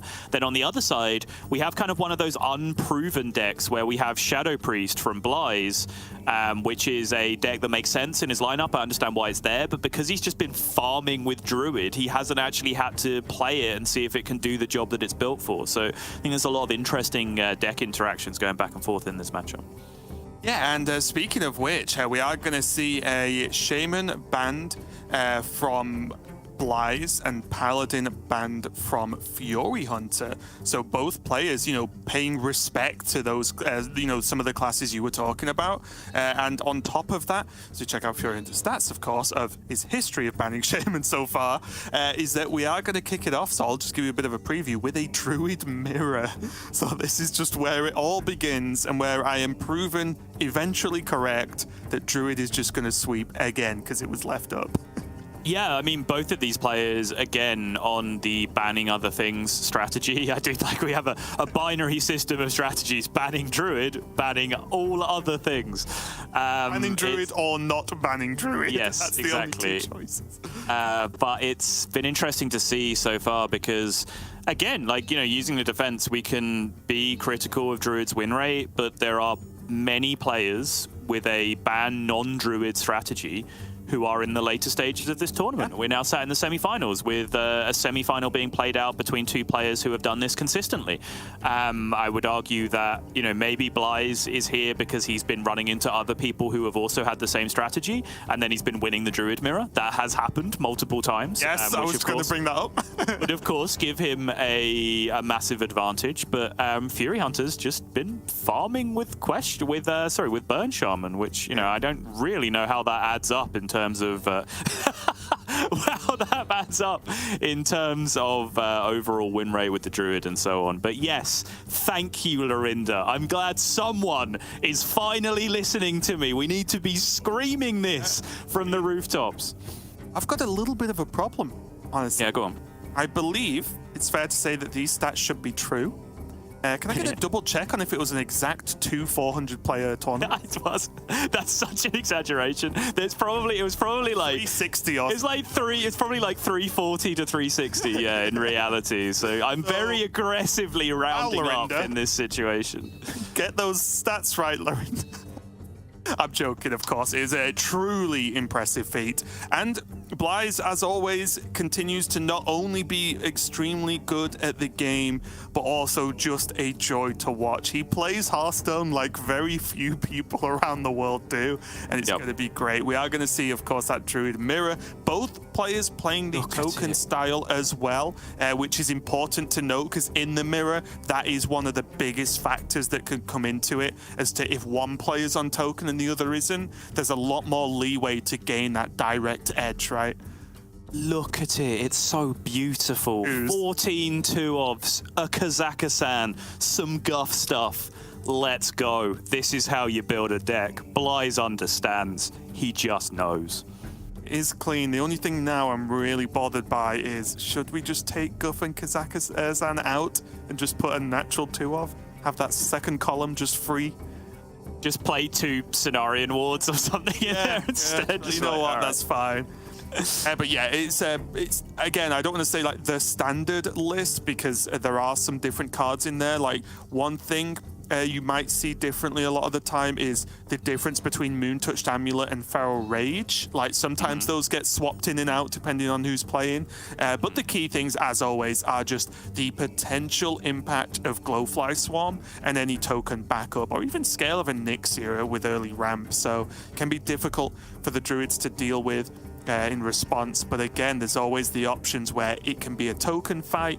If that token fight stays even, then it very quickly transfers to the Kazakhstan plan. Yeah, that is right, and I am very much looking forward to getting into this one. Very minor differences between the two decks, as alluded to. Furyhunter is playing a single copy of Innovate, and a raid boss and Nyxia, which is kind of the only real diversion between the two decks. But other than that, both playing the token-focused version of the deck. So this one will be sort of very rapid. You do have that opportunity to just blow past what your opponent is trying to do with the Kazakhstan stuff and instead just get on board nice and early. Solar Arbor, blow your opponent out of the water. But Scale of Onyxia added a real dynamic to this matchup because it does mean first Glowfly does not auto-win the game, because even if it has to be like Bloom Scale coming back the other way, you do now have the ability to react to that Glowfly board in the mirror, which is very nice. And to be fair, a lot of the time, the way games go is the player who Glowflied probably didn't ramp, and the player who didn't might have ramped, so there's a chance that they can naturally play anyway. I was given a little bit of a spoiler about this, and I can now exclusively reveal, despite Furyhunter sweeping with Shaman so far, that the reason he chose to open with Druid in this series is because he wanted me to be able to see Hazelbark on the stream. Okay, I was worried for a second then. Like, oh, there's a bit of a spoiler. I was like, I think this is live, sort of. Have you come from the future? It's like, I'm just going to come back. Yes. Well, I'm wondering why you're sticking around here then. But yeah, the Hazelbark, you either love it or you're terrified by it, I think. You either love it or you're wrong. Well, tell me I'm wrong.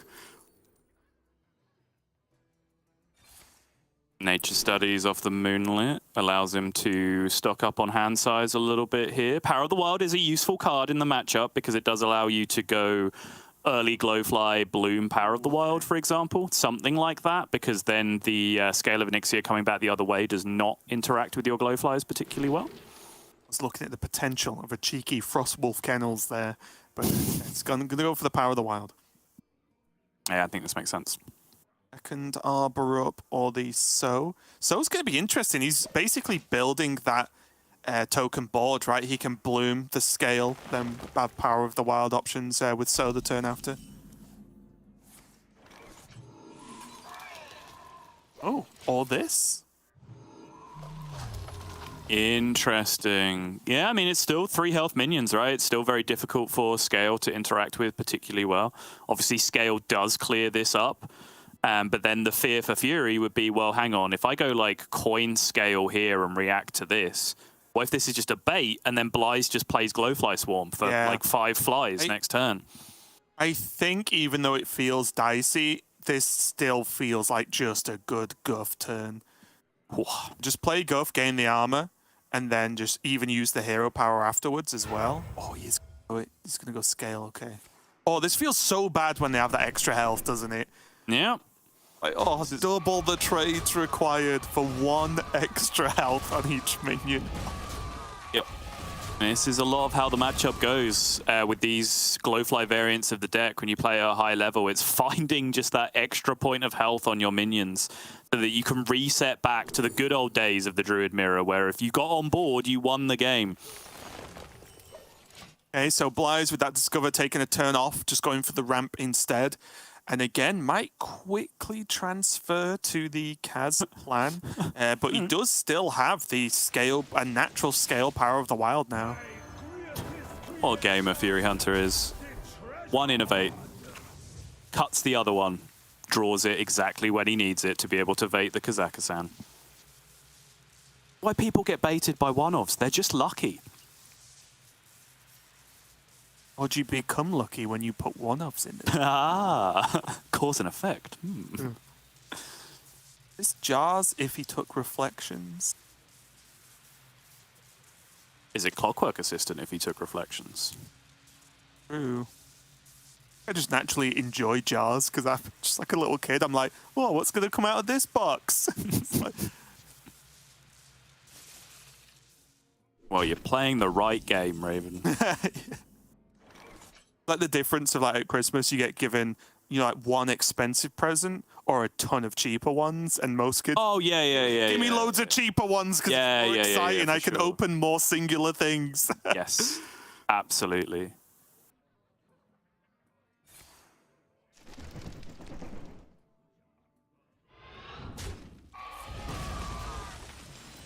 Blair's going to say, okay, you can play your 8-8 and pass. I'm going to play all my tokens. And it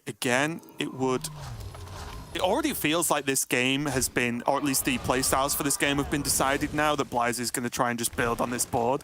Because although he can play Kaz, just the fact that Fury got it down and then got a turn to draw just feels like the Kaz from Blaze will be so far behind. This is weird. Yes. It sounds Like- though. Does have pounce. Like hero power pounce and just one. And then next turn he can do reflections jars maybe. Yeah, that's the thing. It's like, how scared are you of just straight up dying? Because obviously you can reflections right now for clear because the whelps are natural rush minions, so your copies would have rush and you'd be able to clear up a good amount of the board with pounce. But it's just so much juicier to then be able to do it next turn with Canopic Jars, right? It's a really scary situation.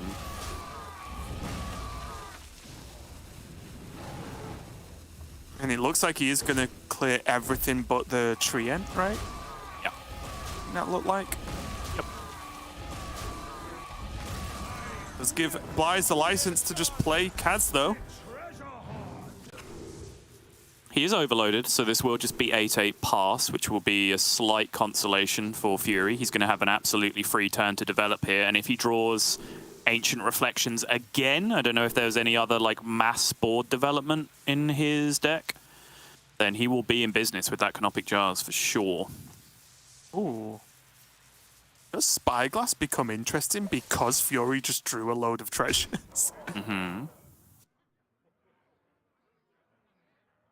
Oh, Does have the Clockwork Assistant Ancient Reflections combo. We saw Blyze leverage that for his own gain in the last series that he played, but it is available for Fury with one more copy of Reflections left in the deck now as well. it gets so silly, though, because now you'd think, okay, well, Clockwork Vampiric to kill the 8-8, right? That's pretty good. He can even double Vampiric if he wants to the full clear board. But then Fury's going to be thinking, what if Blyze has Ancient Reflections? Yeah. We got Snakes as well. Okay. He does have Snakes now, which gives him a little bit of security against the Ancient Reflections on his Clockwork Assistant play. Oh, and now there's the juice. And he actually has 11 mana next turn as well to be able to rip it all together if he wants to. Poison first draw is horrible there for Blyze. Does have Cold Tooth. Yikes, what is this deck you've built, Blyze? Spyglass. Okay. The winner is... Clockwork Assistant! Fury's like, not like this. Oh. Kind of interesting as well because the Exerciser gets to like kill a Clockwork, right? True. Obviously, it's only one. We can see there's going to be more than one. I'm just saying, like, the interaction between the weapon and the treasure is cool. Boom. Oh, they're so small. A bunch of noobs. Mm-hmm. And he just plays Jars, right? Is there a good reason not to? I guess Wand is the reason, but... I don't Yeah, Wand is the reason. Like, Ancient Reflections into Wand would be worse. I don't know. And Fury's just like, yeah, okay, okay. He's going to see the second one, be like, okay. And then there's one discovered druid card, which I don't think a card exists. I think even Ultimate Infestation would struggle to deal with that board. Like a kid on Christmas morning, Blyze just wanted to open the boxes and see what was inside, and who can blame him? Can't argue with it. We'd all do exactly the same. Furyhunter, though, is the winner between the Druid Mirror, and now the big questions get asked. xBlyzes does have a deck that we have not seen yet, which is a Druid killer, which is that Shadow Priest. So we are going to see him queue that next into this Druid to try and grab a win. But now, after game one, you can always start to just plan out how a Last Hero Standing series will go. And then let's just pretend the Priest gets the win over the Druid. Does that put Fury in a good spot, or does it put xBlyzes in a good spot? So at that point, Fury would have, I mean, real options, honestly, but just even the Burn Shaman being available, right? Combination of Landslide and Board Freezes just tend to make that a pretty good matchup overall for the Shaman. And obviously we've seen the propensity for Fury to just be able to stomp with Shaman at that point. XBlyzes would then have his Demon Hunter as a counter queue, with his own Shaman being banned, right? I believe, like Fury is a banned Shaman gamer throughout this tournament. So I honestly think Fury is in a very, very strong position. It is rare in Last Hero Standing that you win a mirror as an opener and are not in a good position. That tends to just, because of the way that it limits your opponent's counter queues so heavily, it tends to put you in a very strong position overall. But I think because this Shadow Priest is probably a 1-win deck at best, I'd say it's maybe even on average a 0.8 win deck or something like that, because it's not even guaranteed to beat the Druid here, because it's Druid. But I believe it will, because I think if you really go hunting for Druid counters, straight up Face Hunter, not Quest Hunter, outright Face Hunter, and Shadow Priest are the two best decks in the game at doing it. So this is a smart decision to have in your lineup from my perspective if you want to leave Druid up. And Cult Neophyte being in the opening hand is a very nice boon to xBlyzes' chance of getting this done. Yeah, I agree. Shadow Priest, I prefer Shadow Priest against Druid than Hunter, honestly. Okay. If I had to pick one to play, and I've played a good chunk of them both, because it becomes just so unstoppable that you only really lose as long as your draw's average, let's say. You only really lose to like the silly, like Blooming Guff out super early and things like that, like the really broken Druid stuff. That's the only thing that you really struggle with if your draw's okay. Other than that, I think you normally feel great, but this is a good opening for Fury. Gets to remove one of the more threatening minions and still ramp in the meantime. Yes, indeed. Of course, from xBlyzes getting to push that extra damage with the no. Yeah, slightly weird and unintuitive interaction as well with the corruption of the Moontouched Amulet. Like, even though he cast Overgrowth at 2 cost because of the Lunar Eclipse, it still corrupts the Moontouched Amulet because at that point the Moontouch cost 1 because it was also receiving the discount from the Lunar Eclipse. It's just a cute little interaction. Now, knowing there's a coin, I think this is Neophyte, right? In case there's coin whelp. He's not, or is he overloaded? He's not overloaded, right? No, he became unoverloaded this turn. Yeah. Right, yeah. Oh, he's gonna, okay.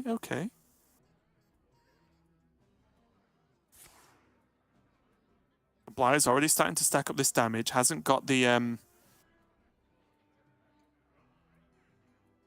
obviously the Iron Deep Trog hasn't been there to start, but we'll be looking for a Void Touch Attendant to try and utilize how wide his board is. But with that, it's so... These Lunars! It's so strong. He had Bloom Lunar Overgrowth opener and then just went straight into Moonlit Guidance to hit the other copy of Luna in his deck, therefore finding a 3rd copy of Luna in his deck just to be able to absolutely delete all pressure from this opening board from xBlyzes. Yeah, couple of 1/4s, that's all.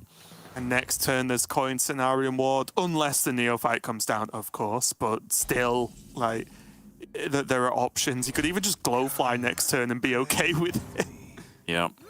And Neophyte going to come down now, double Void Shard, so Void Shard Hero Power, Void Shard Hero Power will be pushing a significant amount of damage.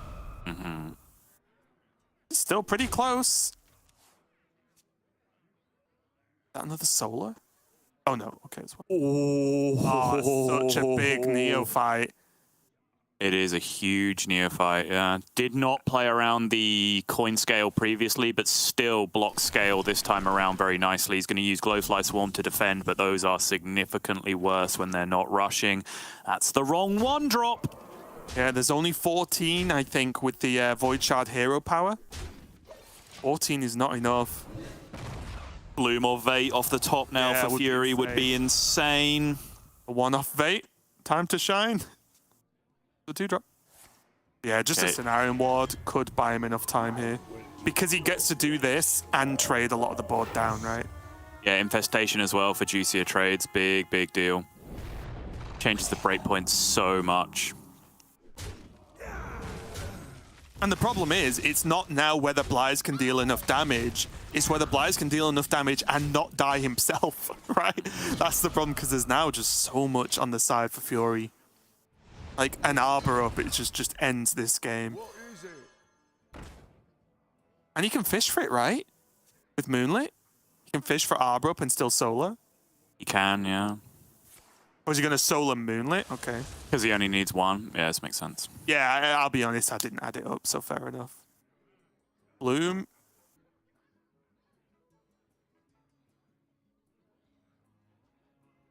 Bloom again?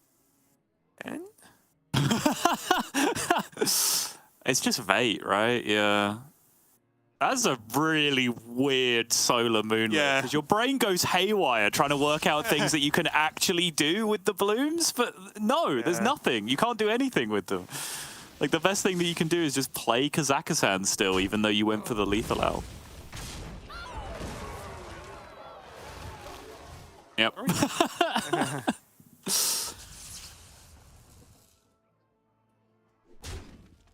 And now, that's double Void Shard gone, right? So there's Raise dead, but nothing that great to raise dead. Because even if he got the 2 deal 2 gnomes, then there's no spell in hand after that for them to actually deal 2. Was that an insta gnomish army knife by any chance? So it's what, like Mr. Smite off the top? Yeah. But even that then, wouldn't have been enough, right? Because he couldn't buff and play the tour guide. Wow.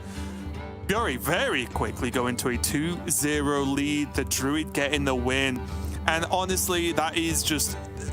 a lot of things went right for Fury, and a couple of things went wrong for xBlyzes. I think they're not getting a Trog or a Void Touch Attendant throughout that game is a problem, and obviously you want mainly the Trog to start, but really just one of those things at least. But then the removal from Fury was so huge. Look how close xBlyzes got, and there was Luna and then Luna later on for like so many levels of removal.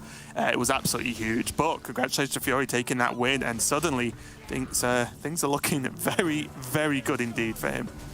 They are, yeah, because the remaining deck for xBlyzes is now Demon Hunter, and this is not the matchup you want to be playing. Like, Demon Hunter is an incredibly good deck. Like, I talked about this before. It seemed like when you're building a lineup for this, Demon Hunter and Druid are the 2 decks that you put into your lineup and say, right, these are my 2 potential sweep decks. You know, I can ban Druid and then Fell Demon Hunter can sweep. I can just beat everything because Druid is Druid, right? If the Druid stars align, then I can potentially beat anything. The only reason why I would put Druid on a pedestal above Demon Hunter is that Druid wins that head-to-head matchup against Demon Hunter quite comfortably in most situations. So this is now not a spot that you want to be boiling down to as xBlyzes. However, we have seen, and we are now again making the mistake, Raven, of counting xBlyzes out because he has to do something that other people can't do, which is beat Druid with Demon Hunter. xBlyzes can do it. He already has. He's shown it to us, and he has the build with the Kazakhstan in there that can make magic happen if he can get to that point in the late game. And don't worry, Sol, if you hadn't have said that, I was ready. I had it locked and loaded to be saying, but it is xBlyzes. Yes. Which I feel like is the catchphrase whenever xBlyzes is playing any game of Hearthstone right now, is it's still doable. So let's see how it goes at the beginning. A average opening. Fury actually throwing everything there, going hard for the ramp. I didn't know whether he was going to keep Fungal. I think it's something to think about, but deciding, nope, he wants a completely fresh hand, whereas xBlyzes, on the other hand, ends up with a Kaz of his own in hand. Too great, honestly. Like double jump and studies are fine, but those are definitely the card draw you want later in the game, I feel. Ugh. No. I mean, composting's just always good, right? No matter what. What, is it? Wait, sorry, have I missed a joke here? What's happening? It's the aggro druid joke. Oh, I see. Composting being the best card in the deck. Gotcha. Okay. He's playing token. Yeah, but I mean, Power of the Wild for similar reasons. I don't know. Like, Power of the Wild, at the very least, like, plays around vanilla Immolation Aura dealing with one of your boards, right? Which is kind of cool, I guess, Vanilla. for 3 bad cards. Vanilla Asian aura. What? That's Just the way you said vanilla immolation aura, it just sounded like you could have melded those two words somehow. I didn't do a What? good job. I'll hold my hands up. yeah, it's the worst portmanteau I've ever heard in my life. What are you doing?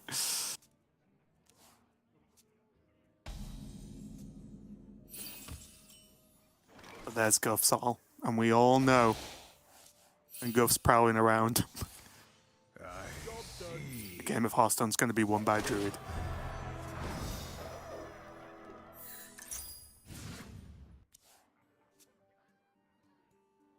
But it is Blyze. But it is Guff. Oh no! The irresistible force meets the immovable object. Oh no, that's Warrior versus Paladin, my bad. And there's no Vipers anywhere. Yeah. No, speaking of which, I do believe we have now passed the point where Viper's microscopic chances of clinging his fingernails into a playoff spot have been dissolved. And no, there are no Vipers anywhere. Ooh. That puts him at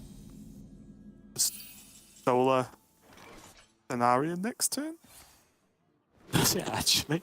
Oh, no, sorry, he's overloaded. He's overloaded, right? He is already overloaded, apologies. Still, he's close to Solar Scenario. yeah. As xBlyzes is like, right, 4 mana. What can I do with this? Oh, it doesn't even get the quest progression. Even close.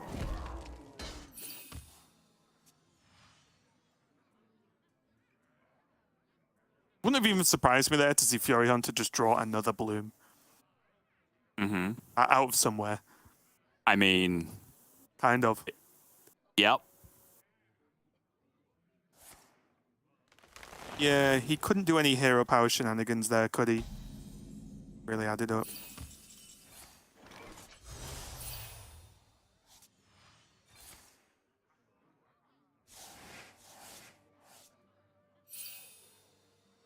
The big glide from xBlyzes, honestly, and he doesn't even probably know it. He knows the impact of just reducing Fury down to 4 cards, but the cards he actually had were pretty insane. Yeah, but this is kind of just one of the many natural buffs that you get from Guff stuff, which is you're naturally glide resistant, right? Like, you can just immediately start refilling your hand again because of that ability to draw cards if you need to draw cards.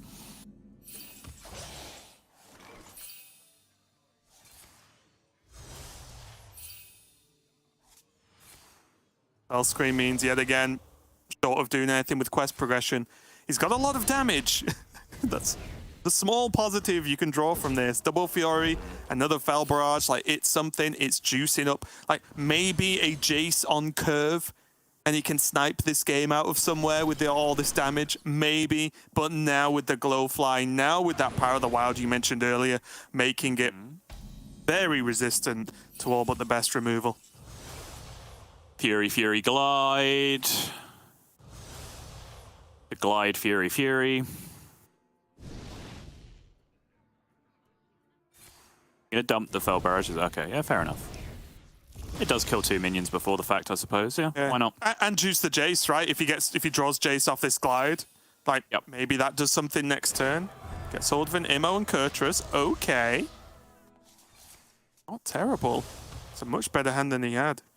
It is. Moonlit Guidance is pretty clutch here for Fury, though. Played his turn. Yeah. Yeah. Scenarian. Draws another That's Cenarian. the second one, yeah. Mm-hmm.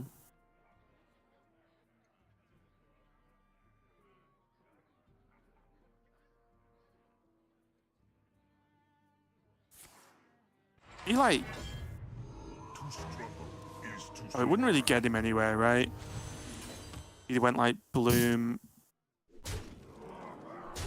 He didn't Hero Power, went Bloom, Vate, Pouch for say Arbor up, but it wouldn't have given him lethal, so... No.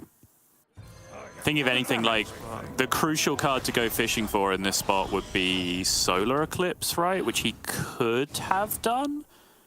He could have gone like Cenarian, resizing Pouch for Solar Eclipse, and then had Solar Cenarian for the next turn, or then top decked Arbor up for lethal at that point as well, which would have been interesting, but that's a small owl with the amount of 2-drops that are available. That Moonlit? Oh no, it's Arbor. Oh. It's Arbor again.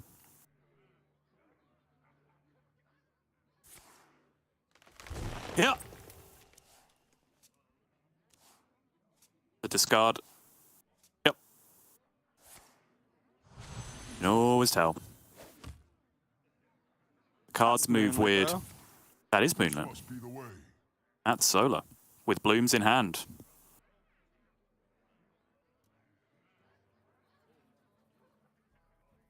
You could now go Bloom, Vate, Solar Cenarian. Yeah. I keep looking at if he could plan something with Arbor up, but I think planning for a small minion board to stick every turn is a big ask, isn't it? What did he hit? Why did both of think these that was a attacks go fist face? Oh, okay. I was wondering why he got to go face with both his minions. That makes sense. It's going to be Oh, okay. He's not dropping the Magtheridon. Yeah, he gets Kurtrus down instead this way. And I think if we've seen anything, like the game that he won previously against Druid, it was because he got this Kurtrus down and was able to cycle his whole deck incredibly quickly, right? So this does make sense.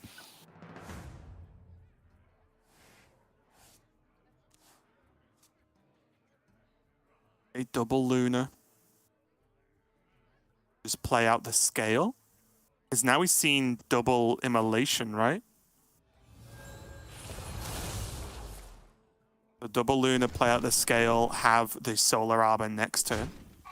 Yep, makes sense. Also, conveniently, well, doesn't stop, but makes clearing this for Blyze to actually get a Magtheridon clear very difficult. You okay, Sol? He knew he needed, what, Jace exactly off the top, I guess, to be able to clear that up. Wasn't able to find it, and that is going to be a Druid 3-0 to back up the Shaman 3-0s from earlier on from Furyhunter. Furyhunter is going to march through into the finals. Pick Hazelbark, get rewarded. That's the lesson that you should all take away from this series. You say that, Sol, but all I see is guff. It's just guff all the way down, honestly. As soon as it was played, the game was going Furyhunter's way, but really... Honestly, Raven, sounds like that could be the new tagline for Hearthstone, to be fair. Like, forget Heroes of Warcraft, whatever it used to be. Hearthstone, all I see is guff. But honestly, talk about Fury, like, what a week on stream, right? This is getting very silly. He's 3-0ing every match on stream. It's pretty incredible. He's obviously playing very well as well. Helps that he is playing Druid, which is very, very strong, but he is just seeing the outs and seeing the opportunities to really go for, certain ways to win the game. If they don't work, he just pivots into something else, like we saw in this game. Worked out very, very well, and that means Furyhunter is going to be going to the finals, and unfortunately, my prediction of Blyze is not. And my prediction of Furyhunter is to go with my prediction, Chonsu, also winning earlier on. Normal service has been resumed. Sottle continues to be right. Wait, did you actually pick Chonsu? Yes, I did. I am sure Sol picked that late after Chonsu was already in the finals or something. I will literally send you the screenshot with the time code right now. Yeah. I will just want to quickly re-reference that Sol is not always correct, as proven in recent history of predictions, but still. I had a shocker last week. Yeah, there you go. I think combined with the best, I think that's fair to say. I mean, absolutely, yeah. In all walks of life, Raven. Yeah, yes.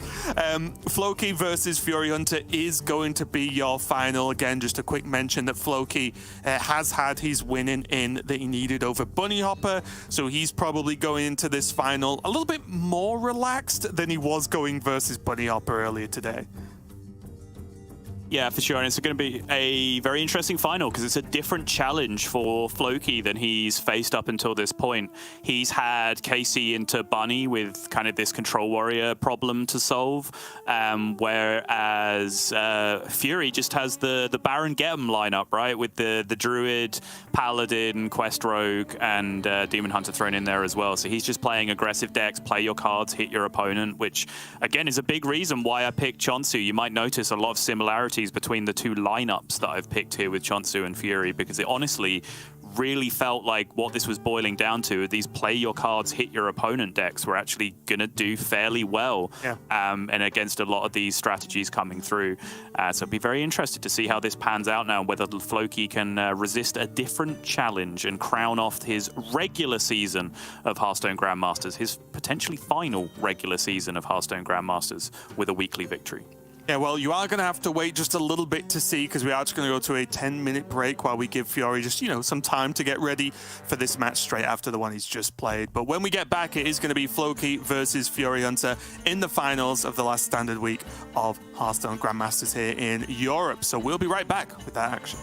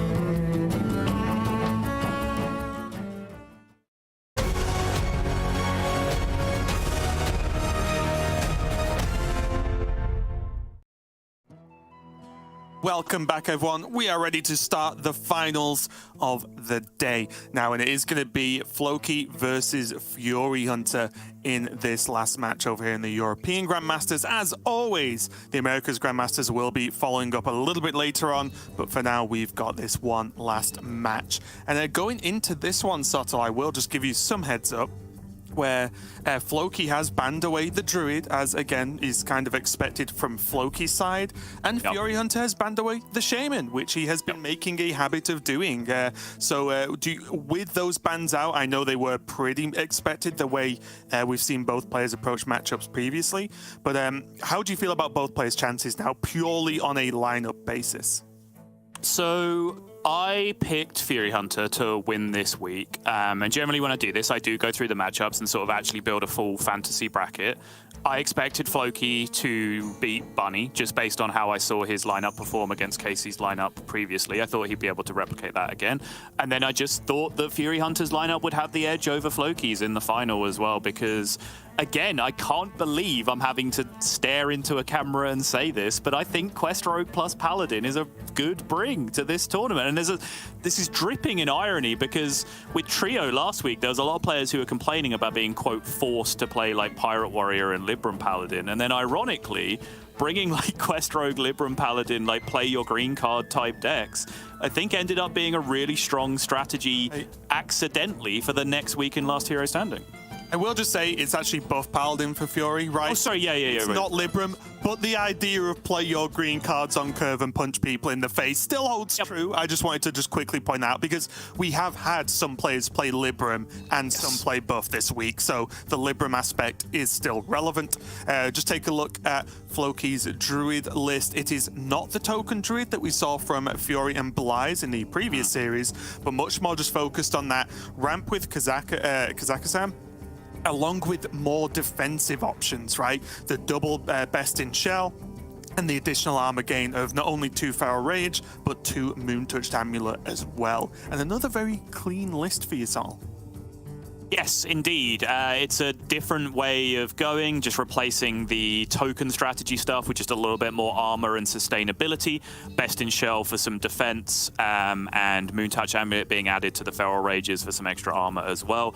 But again, it is a very, very clean list. And there are sort of even 4 or 5 different builds of this Druid hanging around now. There's the version with additional threats at the top end that we're seeing have more of an impact in Americas, I think, where there's not only Raid Boss Onyxia, but also Malagos chilling at the top end of the curve, which is a little bit more ramp focused. There's the token focus variation that we've looked at a lot in Europe. Then there's this version now, which is sort of the armor defensive anti-aggro version, I guess, with like Best in Shell thrown in there as well. So there's a lot of different ways that you can go with building Druid just around that core package of ramp, guff, Kazakhstan, essentially. Like what you want to put in around that is very much up to you.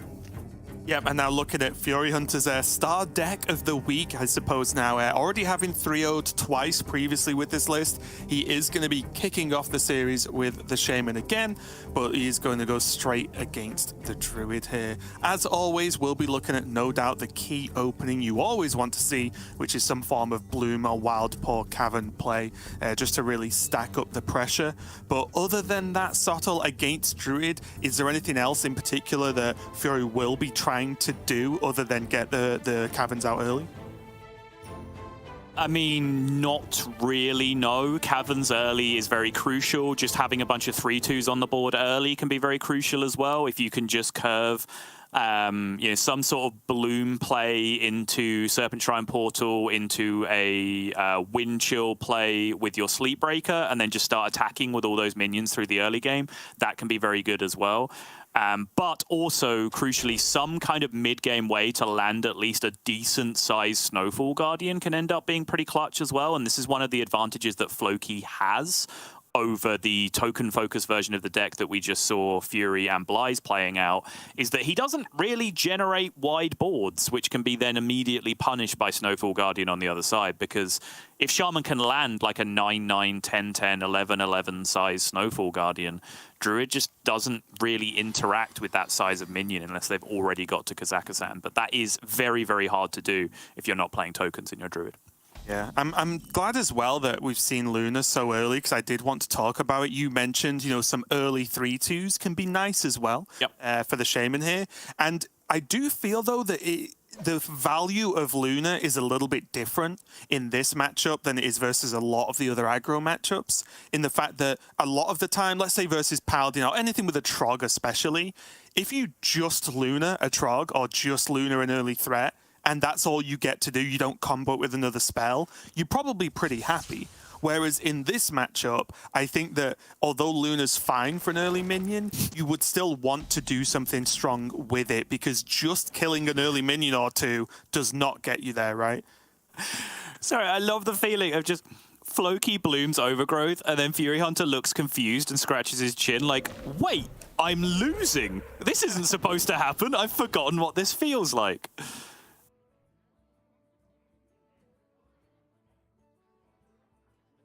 Floki does. This is something that's pretty interesting too. The debate between Moonlit Guidance will draw him a card, if you know what I mean, obviously. But it's so unlikely he would even play it to draw the additional copy. It's a tough one because you normally want great value.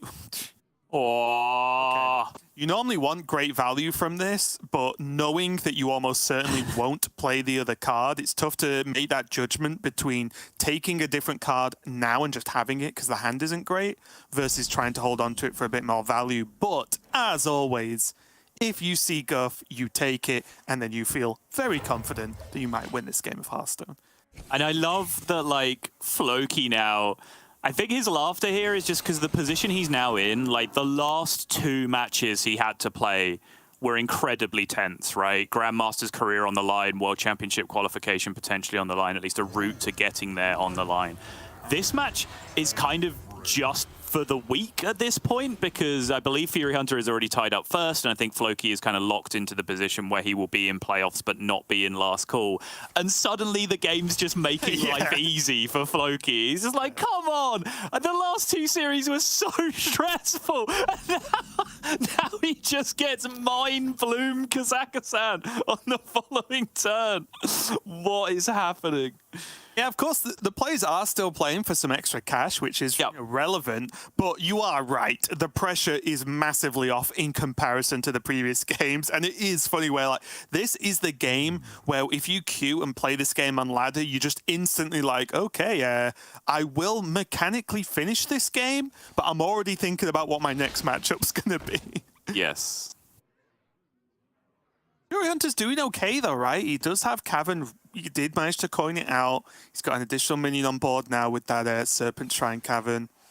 He has some burn as well with double Lightning Bolt. Now a Bloom to help him out. It's not terrible, but it's just not Guff.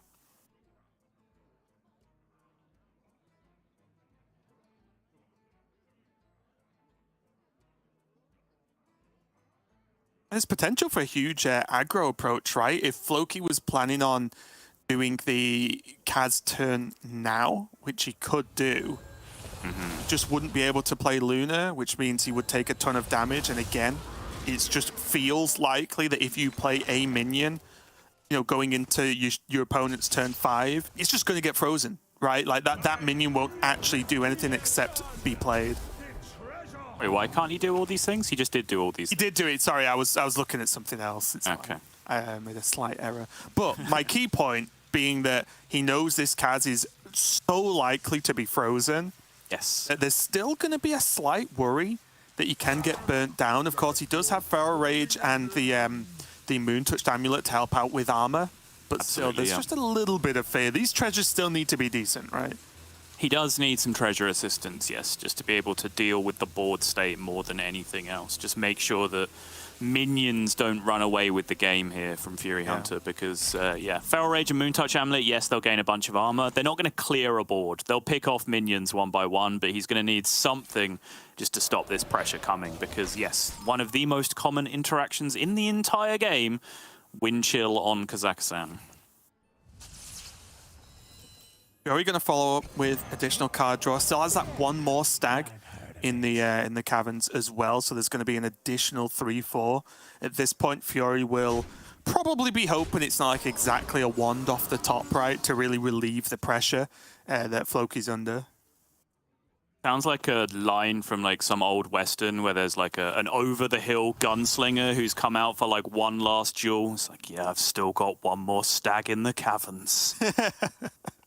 And then everyone, it's actually a comedy, and everyone just stops and looks at him and has no clue what he's talking about. Yeah. Yeah, the whole arc of his character is just saying things like phrases that just don't make sense and that no one else uses. Oh, it's TJ. Oh, okay. Right. Yep. Yeah. The bear joke. I can't believe we had such like difference in joke quality. Lorinda told an absolute cracker of a joke, and that really ruined me when I was watching it. And then TJ's like, bear, because they've got paws, right? Right? Bears have paws. Do you get it? Do you get it? Oh, okay. I'll explain more. Bear is an animal. Doesn't walk on 2 feet most of the time. Walks on 2 paws.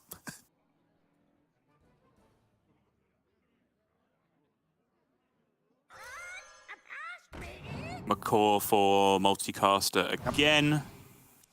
Pick up even more juice. Would love to see another wind chill, I think. Doesn't find it, though. I mean, zap, zap, bolt, bolt.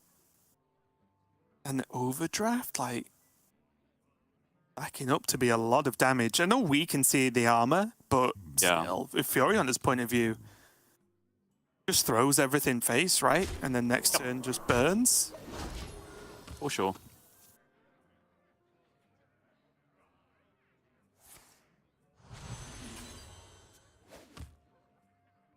Ooh, boy.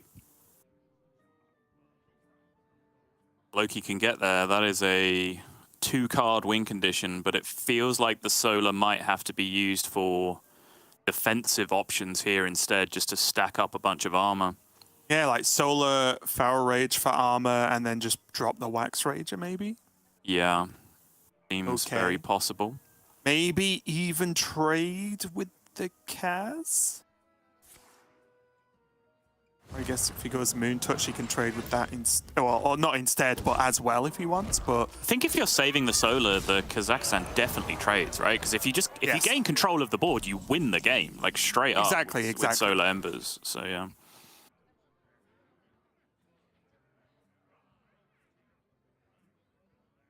So how much damage is that with the double zap now?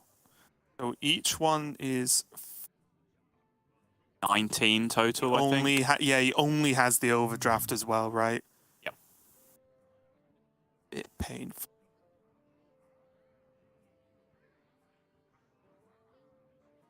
I wonder if it's like Wild Paw, Sleet, Freeze, push 2. I think with the treasures being a real fear, if you can't kill them, go wide, I think is an okay general rule to follow against their treasures. Yeah. And this also draws him a card, which if it's burn, fantastic. Agreed. It's kind of burn. All fronts.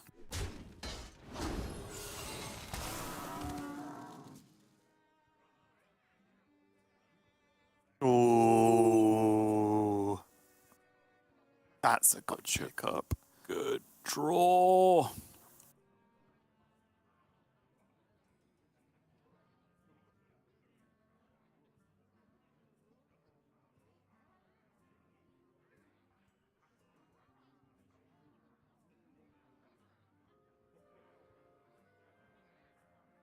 I think I still just like using the solar on the Feral Rage for armor. Maybe I'm getting too defensive, but I feel like it doesn't need the embers, especially with the snakes.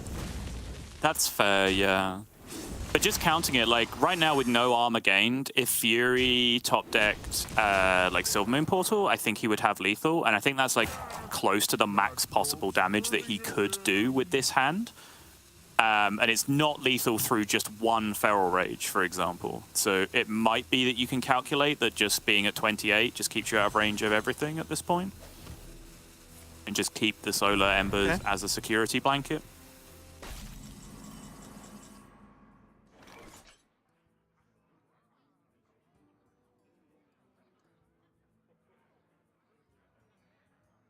Spell damage not going to be enough here. Yeah. And Brakan feels like a bit of a no-go because one, the Wax Rager never dies, and also he doesn't even get to kill Kaz, right? I think if you could kill Kaz, you could weigh up the Brakan. But he can parrot for a wind chill, I believe. I believe his parrot is a sleep breaker right now. Yeah. Might still be his best option. He'll trade it for the trade. The storm is in me. Nature Gonna overload to just clear up these snakes and the Kaz instead. Landslide.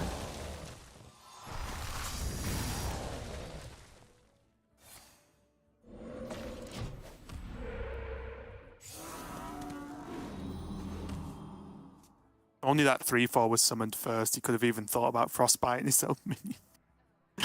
Like, I will make you spend some more mana, although making a druid spend mana is not really a big ask. Good though, 4 more minions on the board and no real way to clear, right? So Furyhunter's done as good a job as he possibly could, right, to go wide on this board and try and set up some extra damage, because he needs some with that armor gain. I think you go for it here anyway. I also don't think this is the trade if you are going to go for it. I think you kill the 3/2, because the 3/2 being left alive would represent more damage than the 3/4 being left alive. Cool. Obviously, if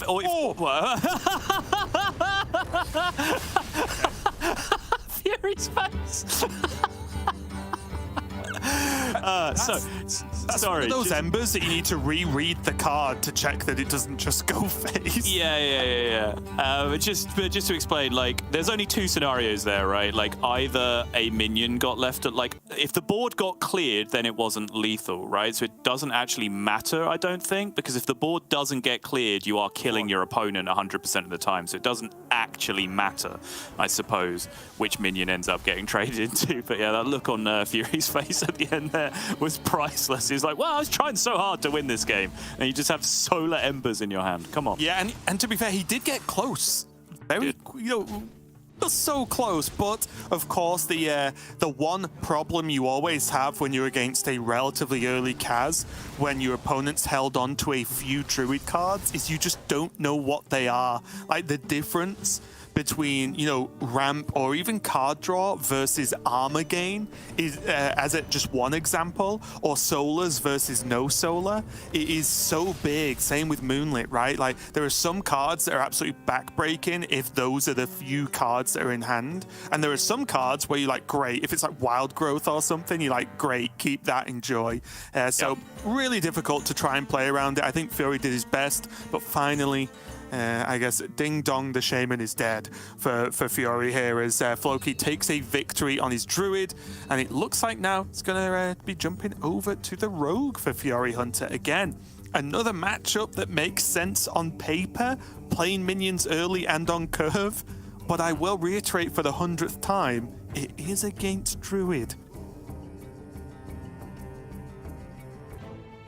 Yes, and Druid can do Druid things, of course. But, there is that fallacy. All of that stuff is kind of built into the win rate of the decks that we're dealing with. This is a favorable matchup for the Quest Rogue. Most of the time, Druid doesn't do things disgusting enough to be able to get over the line in this matchup. So we will see if that is the case for Fury.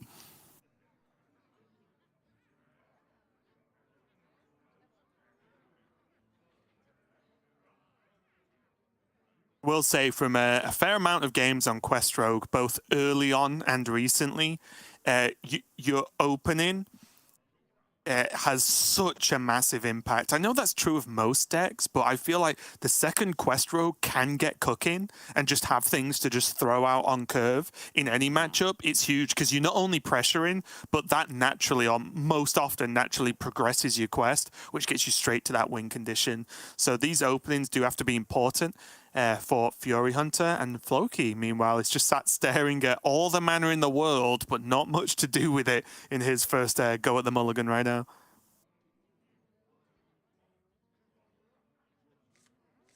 Did he just full keep that? Okay. No, It looked for a second. I was like, he is looked confident. for a second. I certainly agree with keeping. I certainly agree with keeping one Bloom. I could almost accept the argument of keeping one Bloom and one Innovate as well, but like a full keep there would have been an insanely aggressive thing to do. I'm just going to get Guff and then next draw Kaz. Easy. Yeah, no, exactly. Why not? Ungle looks like the best go-to option here. Mm-hmm.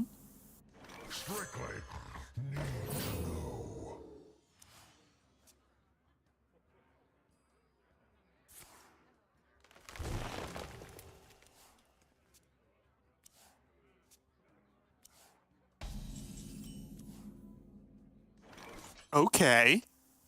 These are the good openings. This is fine. It's not minion heavy, but it is card draw. He can extortion the face. Honestly, depending on the... I know I said this to you a lot, Sol, but depending on what this swindle gets, I wouldn't even be overly upset at just stepping the 2-2. Especially with this hand, right? The informants. You step the 2-2, stack the informant, then go informant, informant, go. This looks really good.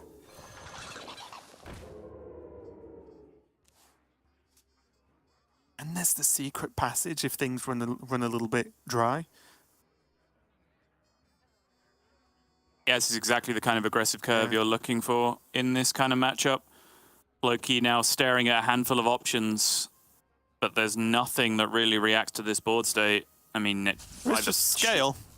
Sheer nature of stealth itself, you're not going to be able to react to this board state. So yeah, I guess Floki just going to go in and just do as aggressive a thing as possible here. Massively overload himself for the following turn, though, which is going to be a big, big problem. Try and use these 2-1s to defend against the board state. This is good, though, because I do feel in a lot of circumstances, Rogue does struggle to deal with wide boards right now. Yeah, sure. So I think with Floki's hand, that was just probably the best turn he could have. Both minions were stealth, so he couldn't whip Luna in there, but still. Another Shadow Step coming out from Fury with this Skulker. Skulker's definitely got Whiplash right now. So what's the rub? Ormond and another Mole. Okay, 7-7 is a big problem for Floki. Does have the Luna to help him out, though. Yeah, Luna is a big deal here. Like, does he go low with this? He already got the other scale. He's used both Blooms, though, is he not? Okay, no. Fair enough. Fine. I just wondered if his I think his next card is Best in Shell. Okay. I was just interested as to where he puts himself on the high-low scale, because it's 2 Best in Shell, then Guff. If it was Guff, he would have gone high, I'm 99% sure. But the Best in Shell might feel just too slow versus Rogue. Yeah, particularly even 2/7 taunts, like with Fizz Flash, Distractor, and Assassin, and all the things that can just deal with large bodies individually. I think it's not going to be a huge wall of defense that you expect it might be in some other matchups. And it's 6 mana, right? That's the problem as well, right? It's a lot, even for Druid to commit to. Another scale, though, is going to get rid of the biggest threat on the board. Floki will know he is very likely facing down a stealth Scabs next turn. Is stealth the right decision, though? Well, now I'm wondering with the if he just drops the SI. Right. Well, he can Foxy SI, right? Can Foxy SI, yeah. I hope that wasn't one of your nicknames growing up. Foxy Sai. Foxy Sai? Yeah. Gee, you've been reading my yearbook, Raven? And there's a picture next to yours, and it's someone else, and it's the Foxy SI. Wow. Actually, got a lot of trauma about that I appreciate you didn't bring up right now. Well, remember that when all the trauma you bring up with me. All the trauma I actively caused. Yes. Welcome to the last 7 years. Yeah.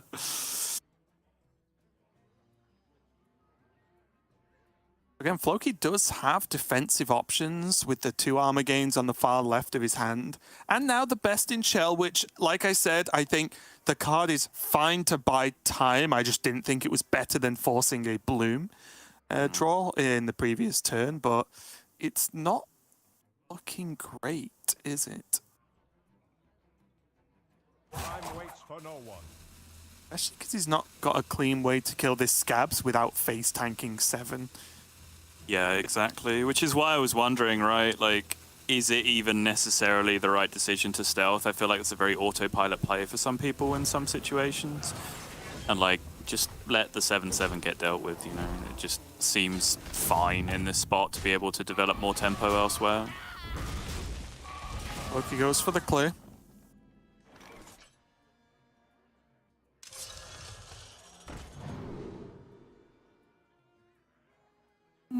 Vate?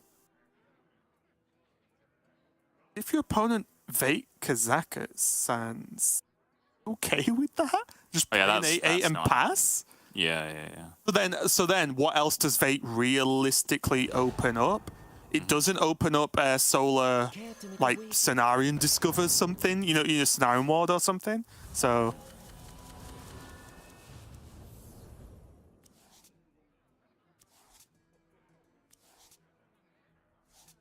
Nope.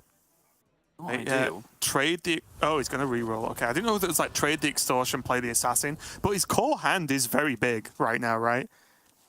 He just wants smugglers, right? I think is what he's going digging super hard from, because smugglers are actually huge threats right now. He can still swindle for a smuggler if he really wants to. Getting a bit silly. I like the Neophyte, honestly.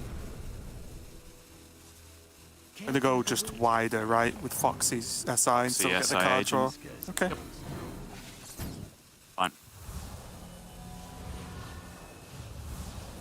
It's like that turn he could have skipped the Swindle because he's got so many resources in hand and gone Neophyte SI, right? Because the SI would have had that previous Fox's reduction at 1 mana. That's right, yeah. The question is, though, does he have that many resources in hand? Like, I think that the difference between this stuff he has and, like, an actual smuggler instead, just making huge threats, like, this is relatively innocuous stuff that Druid doesn't have to be too scared of right now, I would It is. I just feel like there's a lot of potential damage. SI Assassin for 0 just kills whatever. There's the Estin Shell, big deal, yeah. Yeah, there's the flash for something else. Mark of the Wild is a lot of damage. The +2 attack stealth is a lot of damage out of nowhere, right? Like, it feels like there's a reasonable sum of damage, and he can go very wide on board, and he's already seen a scale. So He's already seen both scales, right? Oh, yeah, he's seen both. Yeah, okay. Accentuating your point even further, Raven. Time waits for no one. My greatest creation! And Floki's just saying, well, nothing else is good enough. Again, I think we've said it once, we'll say it again. Just the best in shell is not going to cut it. He would need Solar best in shell to feel like it was going to do anything relevant. Yeah, at the very least.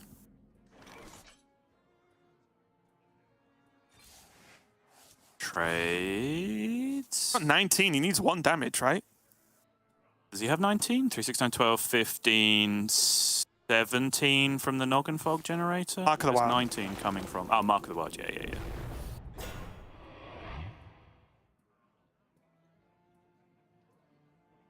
Why isn't Smuggler a beast? Target eliminated. Why isn't Wicked Stab a beast? Why isn't Wicked Stab in his hand? Yeah.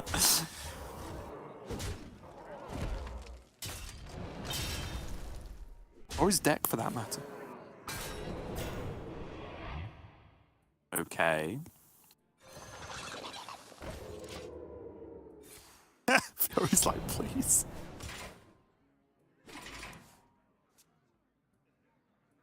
Monster wand off the top. Oh. And wait, did Fury miss damage? Oh no, he stealthed at the end. No. This is fine. He stealthed at the end. Makes sense. Yeah, he starts at the end. I mean, technically the answer is yes, he did miss damage. I was looking at Floki's hand and I moved down and was like 3. I thought I counted that right, but yes, obviously he ended the turn with stealth, therefore could not gain the plus. Oh, he has book as well. So he saves the book, right?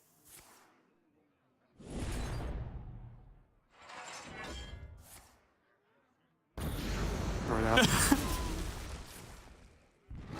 Yeah, that is Book a big deal. less of a consistent clear. Yes. because of Smuggler, so this actually does make much more sense. Yes, it does. It's like, where are these smugglers? Oh, that's it. Gonna throw out as much as he can again. Say, right, well, you need to keep drawing weight. You need to draw the other book, basically, is what Fury's hoping is the scenario. We can see, of course, that worst case, Floki just has one. Yeah. That was a gnomish Army knife. Here's the thing, though. Does Floki actually have a win condition? If four of his treasures are Gnomish, Necrotic, Wand, and Book, and he's already used one book, what's the fifth treasure? Because it needs to be either damage or board that can actually win the game. Yeah. If it's another removal type spell, he's just dead to fatigue, right? Got to hope he didn't pick 5 removals, though. Well, wait. Surely he wouldn't have picked Gnomish if he had nothing. Gnomish was the first choice, I think. Oh, okay. Yeah.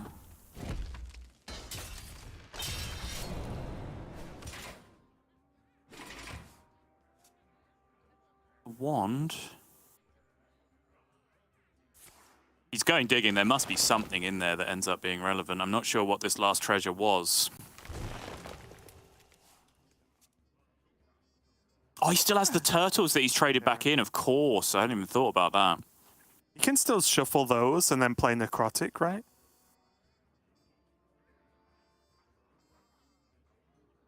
I wouldn't mind seeing those traded and just play the Necrotic Poison to kill off the Neophyte, save yourself 3 health. Okay.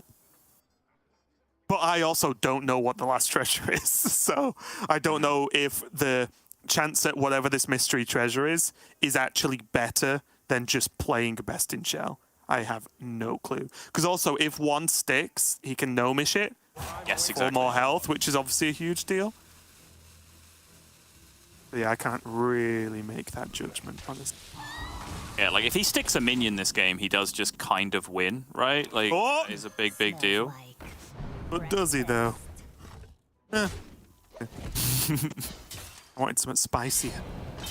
So this now has to be Wand instead of the Best in Shell on this turn, which is a big deal. Oh, the last card's Vampiric Fangs. Oh. That's actually huge, though, because he gets to play Best in Shell now and use the Best in Shell to remove. So Fury now has to kill 2 2/7s this turn. It's also huge because Fury's used both Shadow Steps this game, so he doesn't have Shadow Step Smuggler. Because I think if there was Shadow Step Smuggler, Fury had a decent chance at just saying, okay, that was one big guy. Shadow Step, play one more big guy. Shadow Step, you know, do that kind of plan. Oh, so close. He just needed to be able to kill one more turtle, and there's just no win condition left in Floki's entire deck. He just could not get there.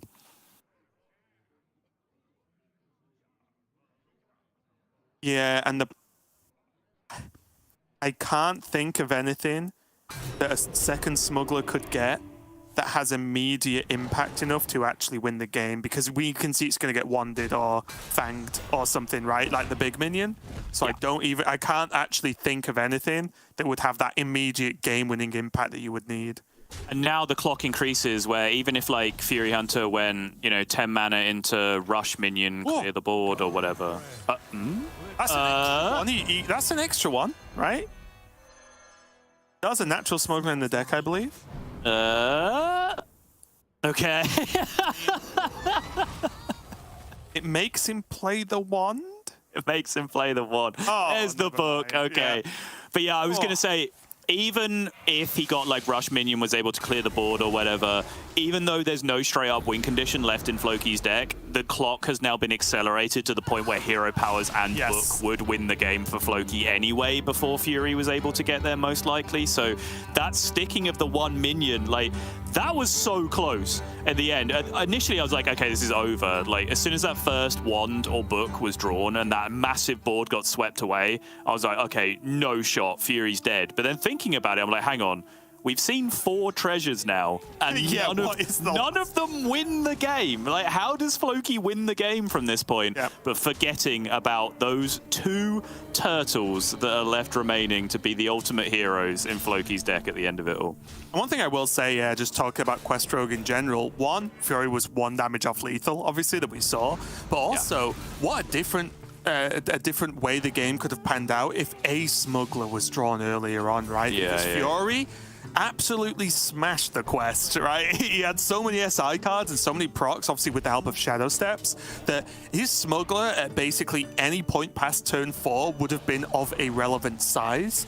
And the fact that they came, well, one of them only turned up so late in the game was such a problem, because I do think, although Quest Rogue is a decent deck, a lot of the heavy lifting, some of the slightly slower matchups, does come from those smugglers. And if you can't get hold of them at a relevant time, you lose so much power, because you saw then even just an additional like 8/8, just a flat 8/8 minion getting pulled out earlier on could have had a massive impact on that game. But it does mean now, Sottle, that Furyhunter, if he wants to win this series and take week 3 the championship title, he has to 3-0 with this Paladin. He does indeed. But just to finally put the nail on your point, it was that turn, right, where he played his cards and then went Secret Passage fishing with like 4 mana remaining, and then Secret Passage again with 3 mana remaining, and then Swindle for 0 with 3 mana remaining still. Just digging so hard for that smuggler. If he'd have hit one there in, what, 10 cards he ended up seeing off the amount of cycle he was able to do, then that probably ends the game straight up. But regardless, we shall see how this buff Paladin can now have a significant impact on this series, because it will need to. Fury has made a habit of sweeping throughout this week of play so far, but he's generally been doing it from a position of dominance, 3-0 sweeps and 3-1 sweeps, not having to do the last hero standing dreaded reverse sweep. And yes, this buff Paladin is fantastic in the Druid matchup. It can even be pretty excellent against Fel Demon Hunter in certain panouts as well. Is it a well-rounded and robust enough deck to be able to reverse sweep an entire series, with the Quest Hunter being the final X factor being thrown into that as well, which I don't know if you noticed this, Raven, but it's quite good at keeping minions off board so that you can't buff them, which might end up being a bit of a problem for this Paladin going forward. Yeah, and it's one of those decks, right? You can't even try to not play minions to slow the hunter down, right? Like, your whole deck is minions and buffs for those minions. So yeah, we'll have to see if Furyhunter can get to that point. But again, don't rule Druid out. I think even not too long ago, was this yesterday, Bunny won that matchup, right, with the Druid by letting the Trogs go wide. And I'll be honest, I played a game last night or this morning, I can't remember, where I was the Druid in this scenario, and I probably should have made the Trogs go wide, but decided to go a bit slower. It was a little bit unfortunate. My opponent did have a double Noble Mount back to back, which every time I peeled the Trog, he just put another one on and gave it Divine Shield again. So these are all the sort of things you do have to look out for, but already subtle Trog, but fight. The only thing is, though, he would really wish that Hand of a Doll was a Divine Shield buff and not just +1. Or was unnerfed Hand of a Doll, where it still gave +2/+2. Sure. That would also work just fine.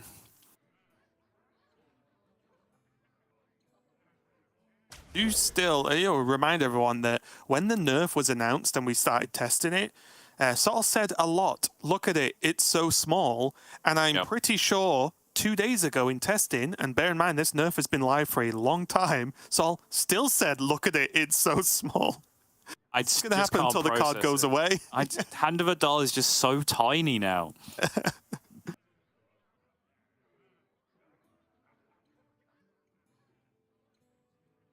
Yeah, I actually do like this mulligan from Fury, because he's on coin as well. Yeah. So he can make a choice to actually not play Trog on 1.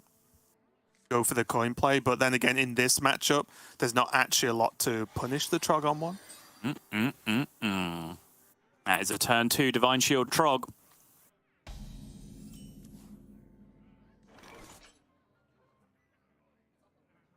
Hard pass on 1? Or do you want to take the greed? I think he waits. I feel like his hand is fine. He has a strong turn, like real turn 3 as well. So I think he waits. I do too. Turn 2 Divine Shield Pro. Yeah, there's nothing more upsetting than playing a Trog and it just gets lunared turn 2. Yeah, agreed. Oh, he's living a dangerous life, isn't he, little Fury? All right. Innovate Moon-Touched Amulet is, of course, a clear, but not in the way you would like it to be. I suppose it clears a Trog. It's not a clear. I was going to say, is it a clear in any way, Sot? It's a clear in a way. It clears the minion that you can currently see. Oh, and this is now going to be what true pain looks like. Mm-hmm. Well, it's been a good run. Again, we don't have to get carried away with this from here. Like, the Scale of Onyxia play is available in hand. We have seen this happen before. Yeah, and I like this from Floki. Sorry to cut you off. I thought you'd finished. I was just saying, like, this is the point where if you see this response with the Divine Shield after attacking in, just play the game, right? Like, just forget about it, because you will never kill this Trog. Yeah. Really? Pain. It's not too heavy.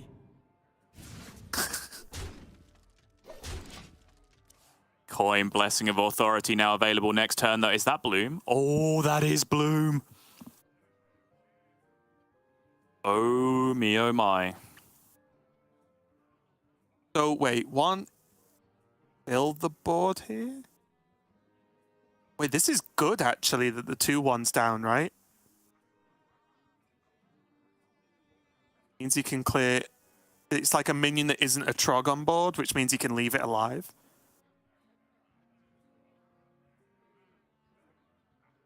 He would still have to leave a Trog alive, though, right? Or a 1/1 Divine Shield at the very least. Oh, yeah, that's fine. Like, it's just not a Trog, right? Like, that's the key thing.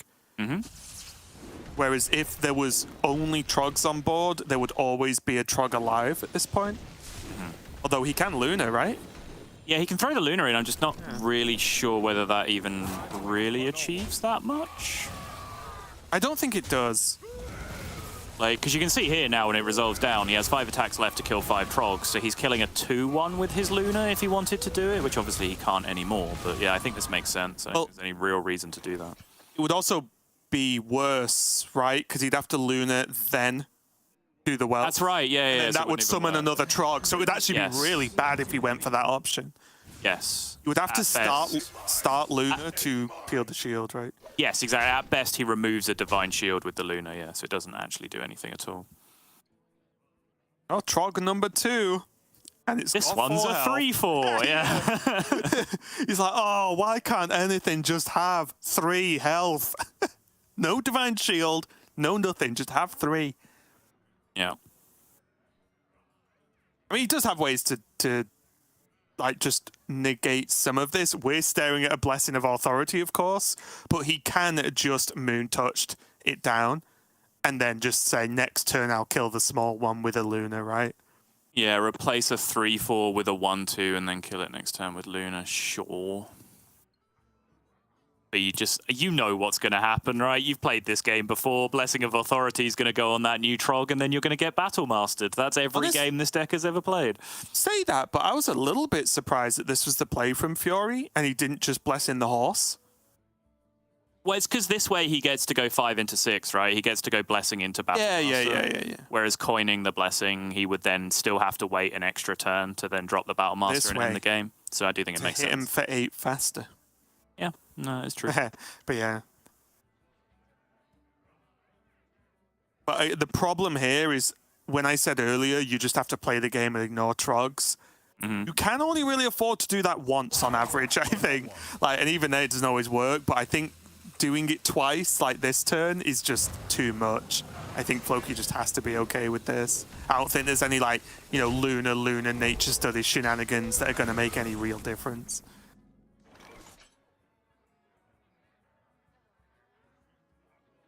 Big Trog. You ever put it on the Divine Shield just to add an extra layer of protection that the one big minion you care about isn't going to die? Does that ever achieve anything? The big question would be Bloom scale, right? Oh. He cares not for your blessings. I guess this can be just as strong, right? This means Floki can't scale. Yeah, exactly. If this is still lethal with Battle Master, which I presume Fury has counted, then this makes more sense because you also block out the Innovate scale, I mean, bloom scale type stuff. There's a 5 attack and a 4 attack minion on one side of the board, right? Like, right, but that stuff can still get lunared and things, right? So like you kind of have to have a more secure lethal than that, in my opinion, to make this better. I mean, if they do get lunared, he's only got 11, right? If they both get lunared, I think probably like reasonable assumption is one of them gets cleared, and then you would still have enough, right? Yeah. This seems fine.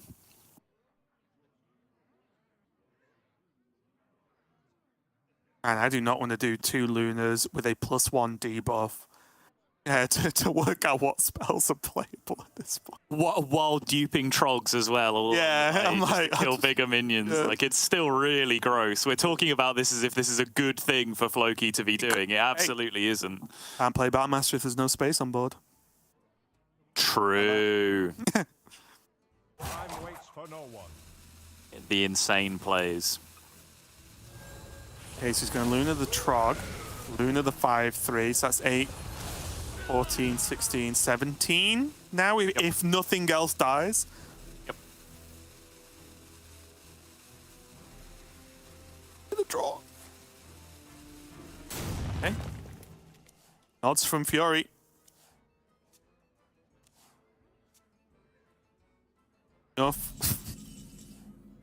Enough survived that the Battleground Battlemaster is going to open up this game and open up this series as well. Furyhunter's taken the first step on the reverse sweep plan here.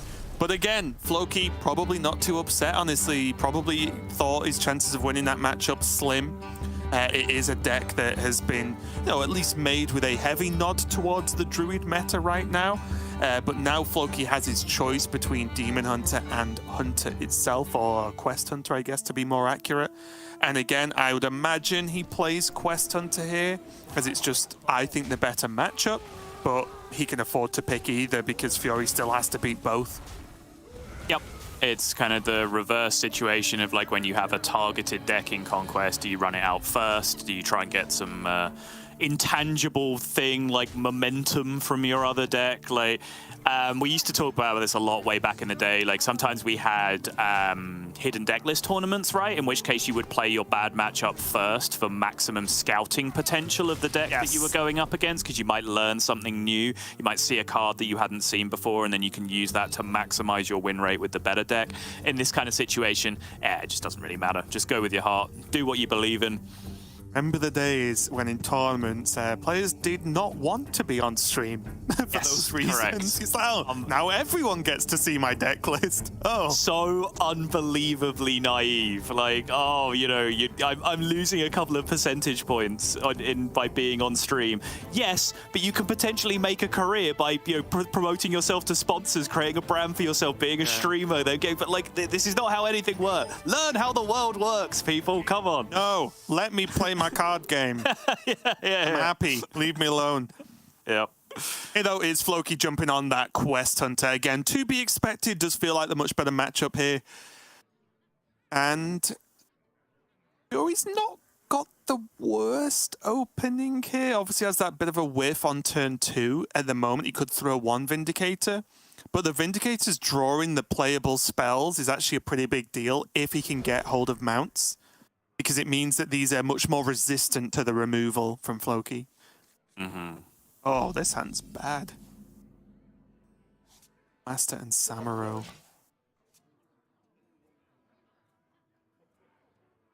Okay, though, the blessing could be huge. Fury might already be on a plan of Vindicator, hope that he gets the death rattle.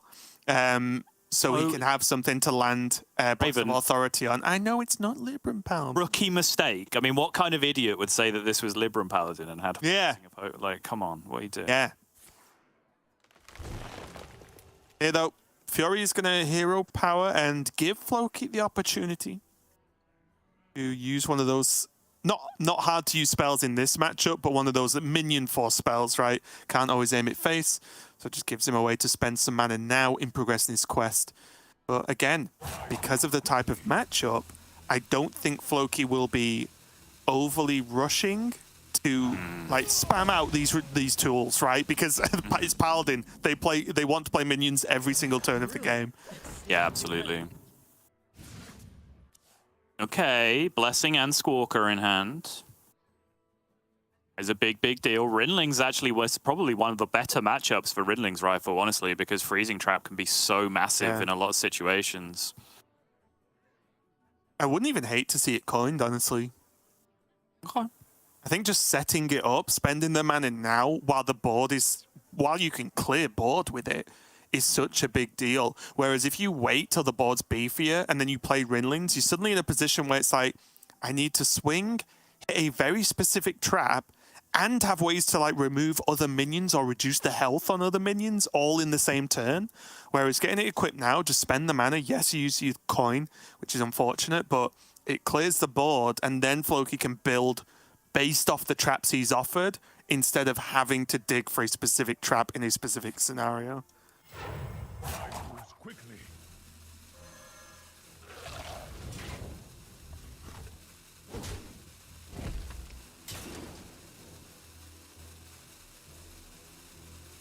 Both ice and freezing are both really good, right?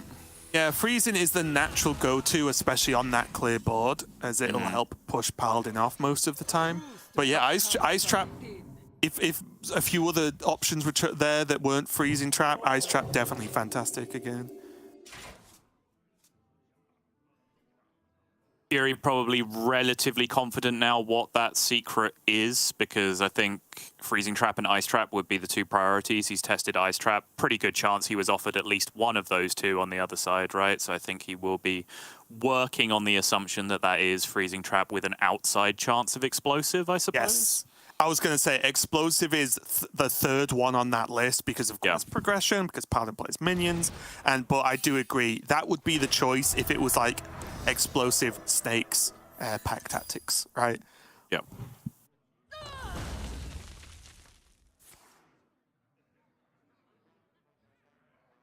Penflinger? Okay, it can't be Penflinger. Why is it not Penflinger? Because of Howl. Because it's Penflinger. All right, it's probably Just tracking. It's probably Yeah, don't even joke about this. Okay. If it could go face Sol, we would. Oh! Oh no. Sometimes apparently it's Penflinger. I don't know that interaction actually. Break out the parody accounts. At Penflinger on Twitter is suddenly there's absolute scenes going on. Know that interaction, or do you have an estimate on how that works? What's the question? Penflinger Howl with an empty hand once you play Howl. Will it draw 3 and then put Penflinger in? I think it will draw 3 and then put Yes, Penflinger back. I think so too. I just didn't know. I've literally never seen it because it's never Penflinger. I think Spellburst will resolve after. Like, think about like Secret Passage as a test case, right? The Penflinger goes back into the new Secret Passage hand.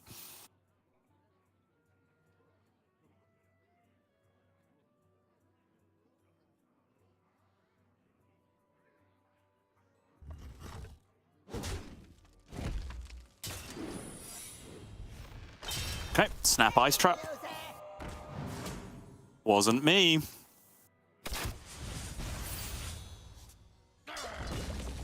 I mean, it's already paying for itself. Look how good this is.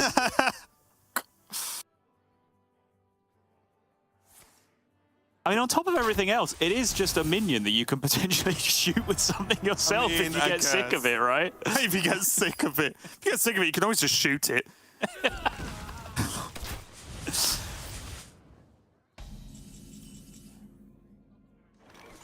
Okay. Neophyte turn. Fits the curve relatively nicely here. Oh, and it's huge. Hadn't really considered.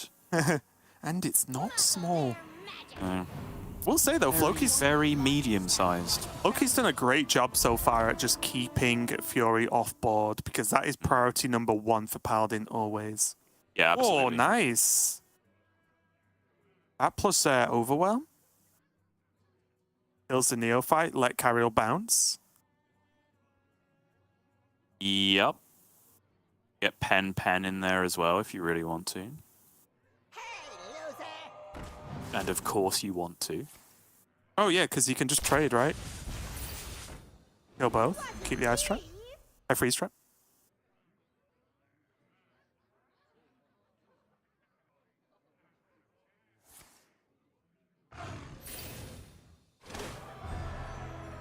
Is he just going to leave it on board this time? Oh, okay. He could have done. Oh no, he didn't have the mana, right? No, he didn't have the mana. He can. This is the maximum amount of times he can play it. The choice was just whether he wanted the 1/1 in play at the end or not. Yeah, that was the only choice. You're right. You're right. I do like clearing the board though, like whichever way he was going to do it. Like killing off the carrier just prolongs the power of this combination of traps that Floki has in hand. And he's going to get an extremely safe Tavish down. Like he's under just no pressure whatsoever. Yeah, absolutely.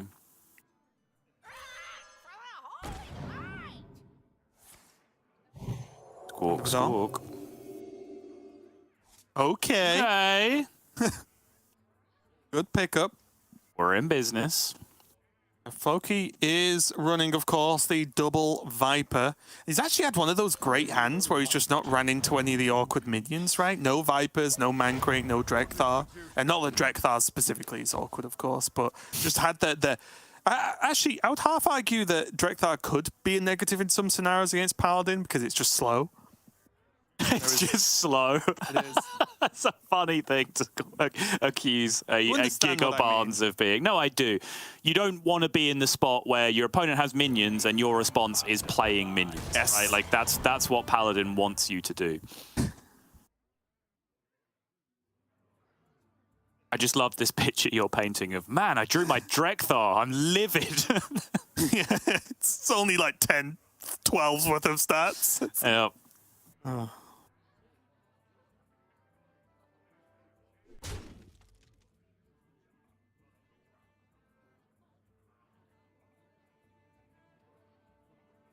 So have we diverted now, if you're Fury, from being the deck desperately trying to stick a minion to board and be the aggressor to actually now just being the control deck with Carrier, just trying to outlast the damage and just eventually exhausting resources to the point where you're going to stick big minions? 100%. It feels that way. Yes. Yeah. It's either that or like, I mean, priority one, get Carrier down so you don't just die. Yeah, Floki, again, Twan mentioned, done a great job of just the fact he fended off the board for so long and defended this freezing trap. Look how good it is. Now Fury has to play like Samuro just to be able to get a trade off. Is this now? Oh, ice trap. That hurts. It does. Because otherwise, got to be dealt with, though, right? Samuro, hold the line. Yep. Yeah, of course. Yeah, it has to do this.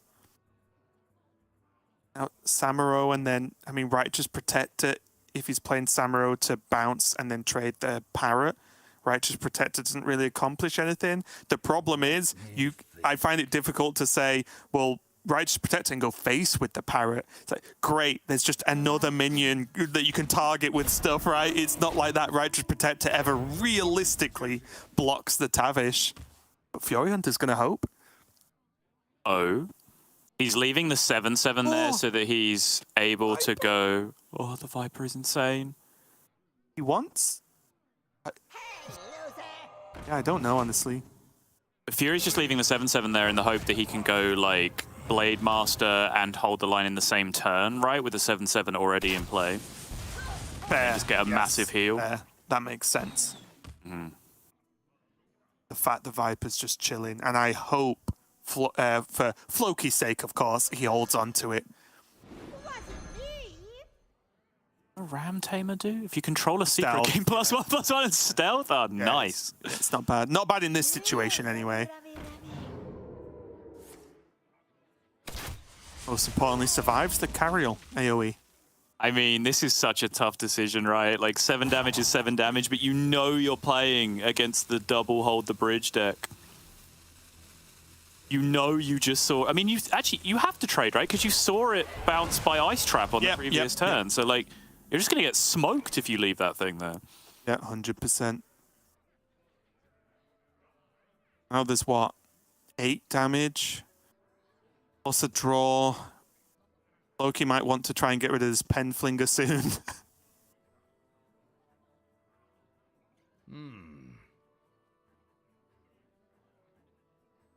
Our hardships. It's just carry all hero power. Okay. And hit the smite, I guess. Deal with the man crick.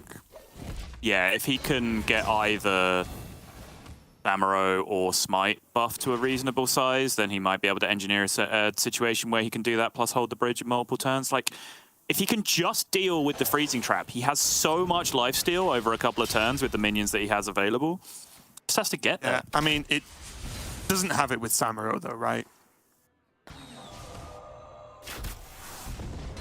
That's the What do you mean it doesn't have it with Samuro? Well, he gains Divine Shield, so he won't Frenzy in AoE. No, but it's still a rushing minion with lifesteal that attacks into something and gains lifesteal, yeah. I guess here, like, he just needs to Samuro, get it bounced, and then just have Smite available, right? Yeah, sure. Hack him.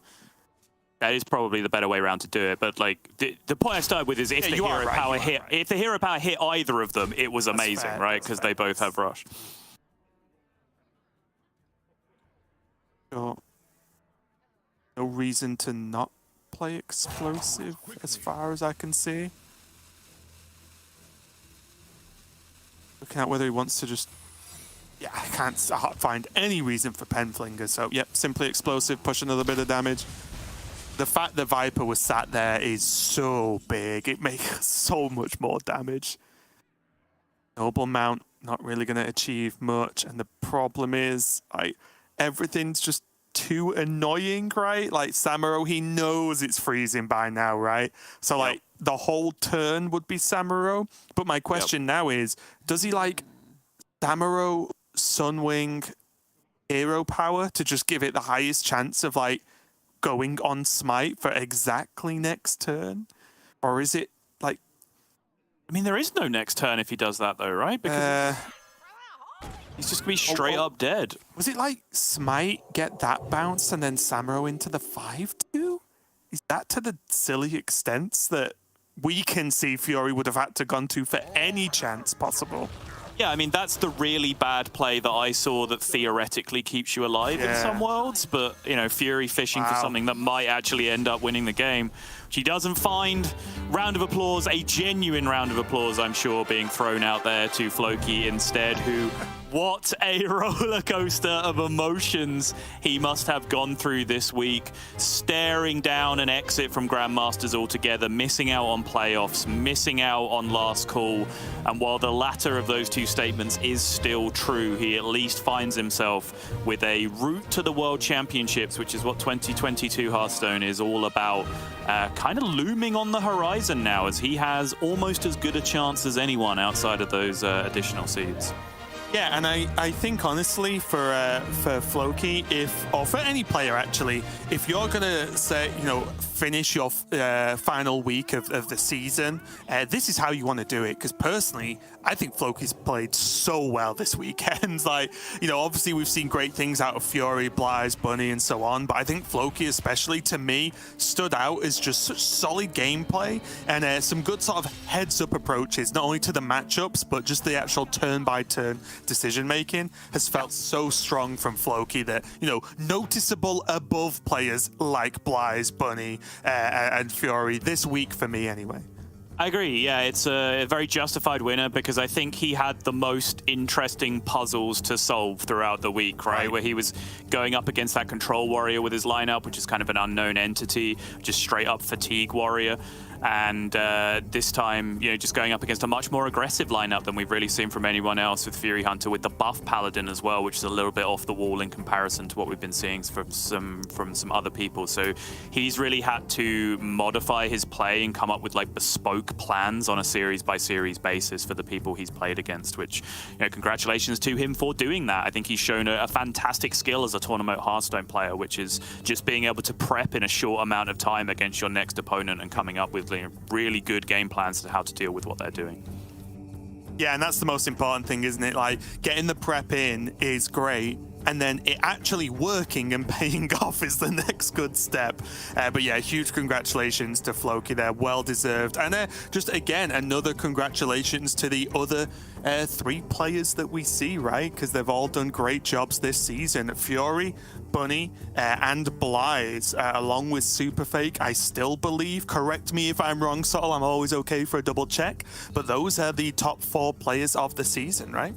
You are good. Yep, that is our top 4 indeed. Blyze, Superfake, Bunnyhoppor, Fury. Fury, I believe, has locked up first place based on his superior tiebreaker over Blyze. And with less confidence, I think that it's then Blyze in second, who is then taking down the final, boosted seeding in the top 2 positions. But Fury versus Blyze in that semi-final was kind of just a straight playoff for first place in the way it resolved out. So that will be our top 4. 3 of those 4 players that we then saw in the bracket make up that top 4, with Floki sneaking into playoffs as well, even though he didn't receive one of those top 4 places. It is one of those rare moments, right, where you look at what we cast today, and basically everyone on stream, at least, is a winner in some respect, right? Because you know what I mean. Normally we're on like the last week of a GM season, and as we talked about yesterday, there's some like, oh well, if they lose, it's an absolute nightmare. If they win, it's this. If whatever. But here, like Floki did what he needed to do today, and then some, which is a nice little bonus on the top. And the other 3 players, done well to get to the top 4 and have actually already cemented themselves in Grandmasters going forward as well. So just a really, really solid performance and just a good day of Hearthstone, honestly. Yeah, and that's not to say that there aren't commiserations to be handed out. It's just that a lot of this happened off stream, like Felkane, Frenetic, Letters, Loigrizine, RDU, players that we probably won't be seeing in Grandmasters again from this point. Obviously, the way Last Call works, there are Masters Tour spots available to be gone in, so who knows? Maybe they might make a run and make their way back in. But in terms of those top 4 positions, they're not going to be in those. In terms of playoff positions, where they directly play off now in 2 weeks' time for a spot at the World Championship, we're not going to see them in those. So, asterisk accepted of being able to requalify. It's very possible that their Grandmasters careers are over, and some of those people are newcomers. Some of them have already been putting in a good old shift in Grandmasters. Gabby gave us amazing entertainment for a long time. RDU is an absolute legend of competitive Hearthstone at this point. So, of course, tributes have to be paid for all those people, but I absolutely agree with you. I have very much enjoyed finishing on a high of being able to talk about winners and victories and positive outcomes for all of these players that we've seen. Yeah, we can maybe even take that further, because I believe Floki is ready for an interview that you're going to have with him, Sol, to mix it up this week. Oh, okay. So enjoy. Hello, Floki, do you hear me? Hello, yes, I can hear you. Hey, so first off, nice to talk to you finally. First time we've actually got to have a chat. Congratulations, of course. First thing I want to ask you is, you were very emotional throughout the last couple of days. It started off, there was a lot of laughter early on, but then it seemed like you were getting a little bit more tense towards the end. Can you just sort of describe for us how you were feeling during those last few matches? Yeah, in Grandmasters, I always have a lot of stress. So I felt a lot of stress in these matches. But in the last match, a little less, because I knew that I was qualified for playoffs and I couldn't get Last Call, and Furyhunter was qualified for Last Call and playoffs. So if someone of us won or lost, it didn't really matter that much. So I just had a really good time in the last match. But the match before, I was really, really stressed. And yeah. I do want to talk to you specifically about one match, which was the matchup against Casey, where you had the Control Warrior to deal with, the Fatigue Warrior in particular. I think a lot of people were impressed with the way you played that matchup with Shaman. Like, how much specific preparation did you put into playing that matchup? Like, how much of a game plan did you have going into it? Well, I hadn't played the matchup at all. When I was in that position in the series, I was thinking like, it is over, this is just not winnable. But then I was thinking throughout the match, I got good draws, I got the early pressure with what's it called, that summons the caverns. And then I had an early break cannon. I was thinking like, maybe I can just fatigue the deck. And then I went for that game plan. But a lot of decisions I wasn't sure about, but I was thinking that was the only way I could win, so I should go for that macro game plan. And throughout the game I got a lot of fireballs, which was very lucky, because I think I needed throughout the game to push some damage. but near the end, I could just outvalue him with really any hero power. So yeah, just the macro game plan came throughout the match. Before that, I didn't really believe in it.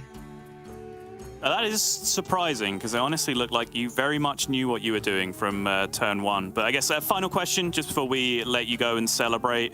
Obviously now World Championship hopes are alive. Like, what would it mean to you now to have a spot in the World Championships as Grandmasters as well? You've done the hard work to get here. How much do you want to go to Worlds? I mean, that would be amazing. But I try not to set like goals like that. I always try to focus on just playing the best I can, and then I'll see what results come out of it. So that's what I'm going to do for playoffs. And yeah, we'll see what happens.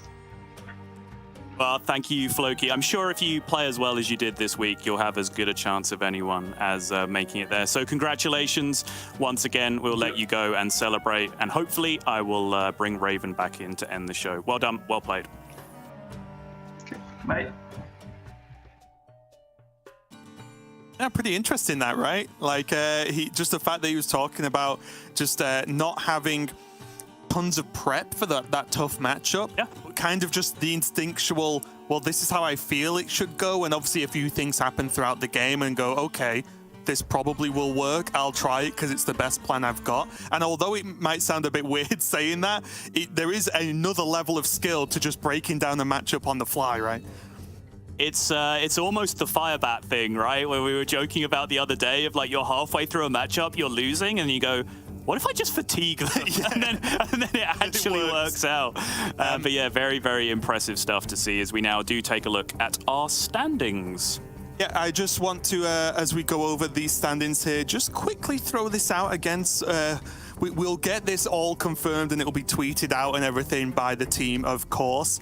But it does appear, at least to me, that this graphic is slightly wrong if we put in tiebreakers on screen, where instead of Viper being in the top 8, I do believe it's J4.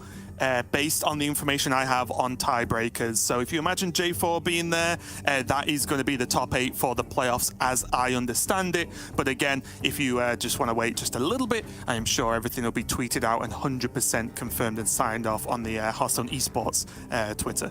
So that'll be checked off for you. But regardless of that potential caveat there, Sottle, that is a heck of a top 8, I want to say, for the playoffs coming up in a couple of weeks. It absolutely is, yeah. And I think the way things are going for Grandmasters Last Call later in the season, like, I kind of have like my dream 12 from the 3 regions, right, that I would really like to see going off, heading off against each other. I will confess, Gabby was in there for Europe, so, you know, we have missed out on that one. But, you know, the likes of xBlyzes, the likes of Furyhunter, the likes of Bunny were very much in there as well. So I think this will be a stacked list coming from Europe, but honestly, like, any 4 players that made it to the top of Europe were going to be fantastic. So that is a huge call, but then that top 8 as well being for playoffs, fighting for the World Championships. For what it's worth, I entirely agree with Raven. I think that 8th spot belongs to J4U. Hashtag not a Hearthstone tournament official. My word means nothing. But that is what I believe to be the case as well. But regardless, although it's been a short season, it's been a very exciting season. There's been loads of stuff that I have very much enjoyed. The debut of Superfake in Grandmasters, a breath of fresh air all over again. It seems like everyone that gets promoted into Europe Grandmasters adds to the party. But we're going to take a very short break. Going to be Masters Tour up next, and then we get to wrap it all up with playoffs the week after that. Yep, that is going to be us done for the day. And for this regular season of Grandmasters, we do have playoffs coming up. But as Sottle just mentioned, it won't be next weekend. It'll be the weekend after, because this one coming up is going to be the next Masters Tour that I believe you are casting, Sottle, and I am not. So I get the joy of putting my feet up and watching it. And I do think it's on the Americas time zone. Just for you guys wondering where it's going to be. It's not going to be quite as rough here, the EU crew, as it was in the previous Masters Tour. So I'll get to watch some. But yeah, as usual, thanks a lot for watching. TJ and Lorinda will be bringing you the final day of Americas a little bit later on. But from Sol, myself, the rest of the crew, thanks for watching, and we'll see you next time.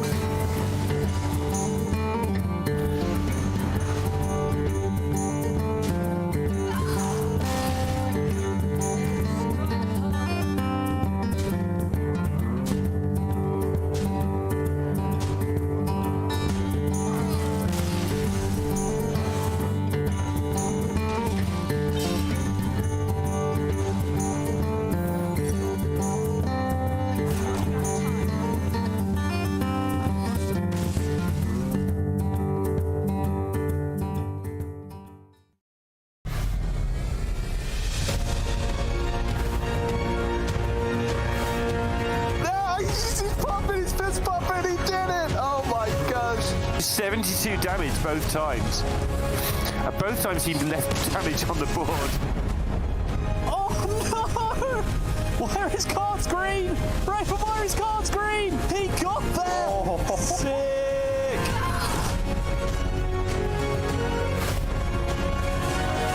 It's so powerful, all these rushes. I can't even believe the value he's got. Labby with a pop-off. Well deserved. He stays in for another series.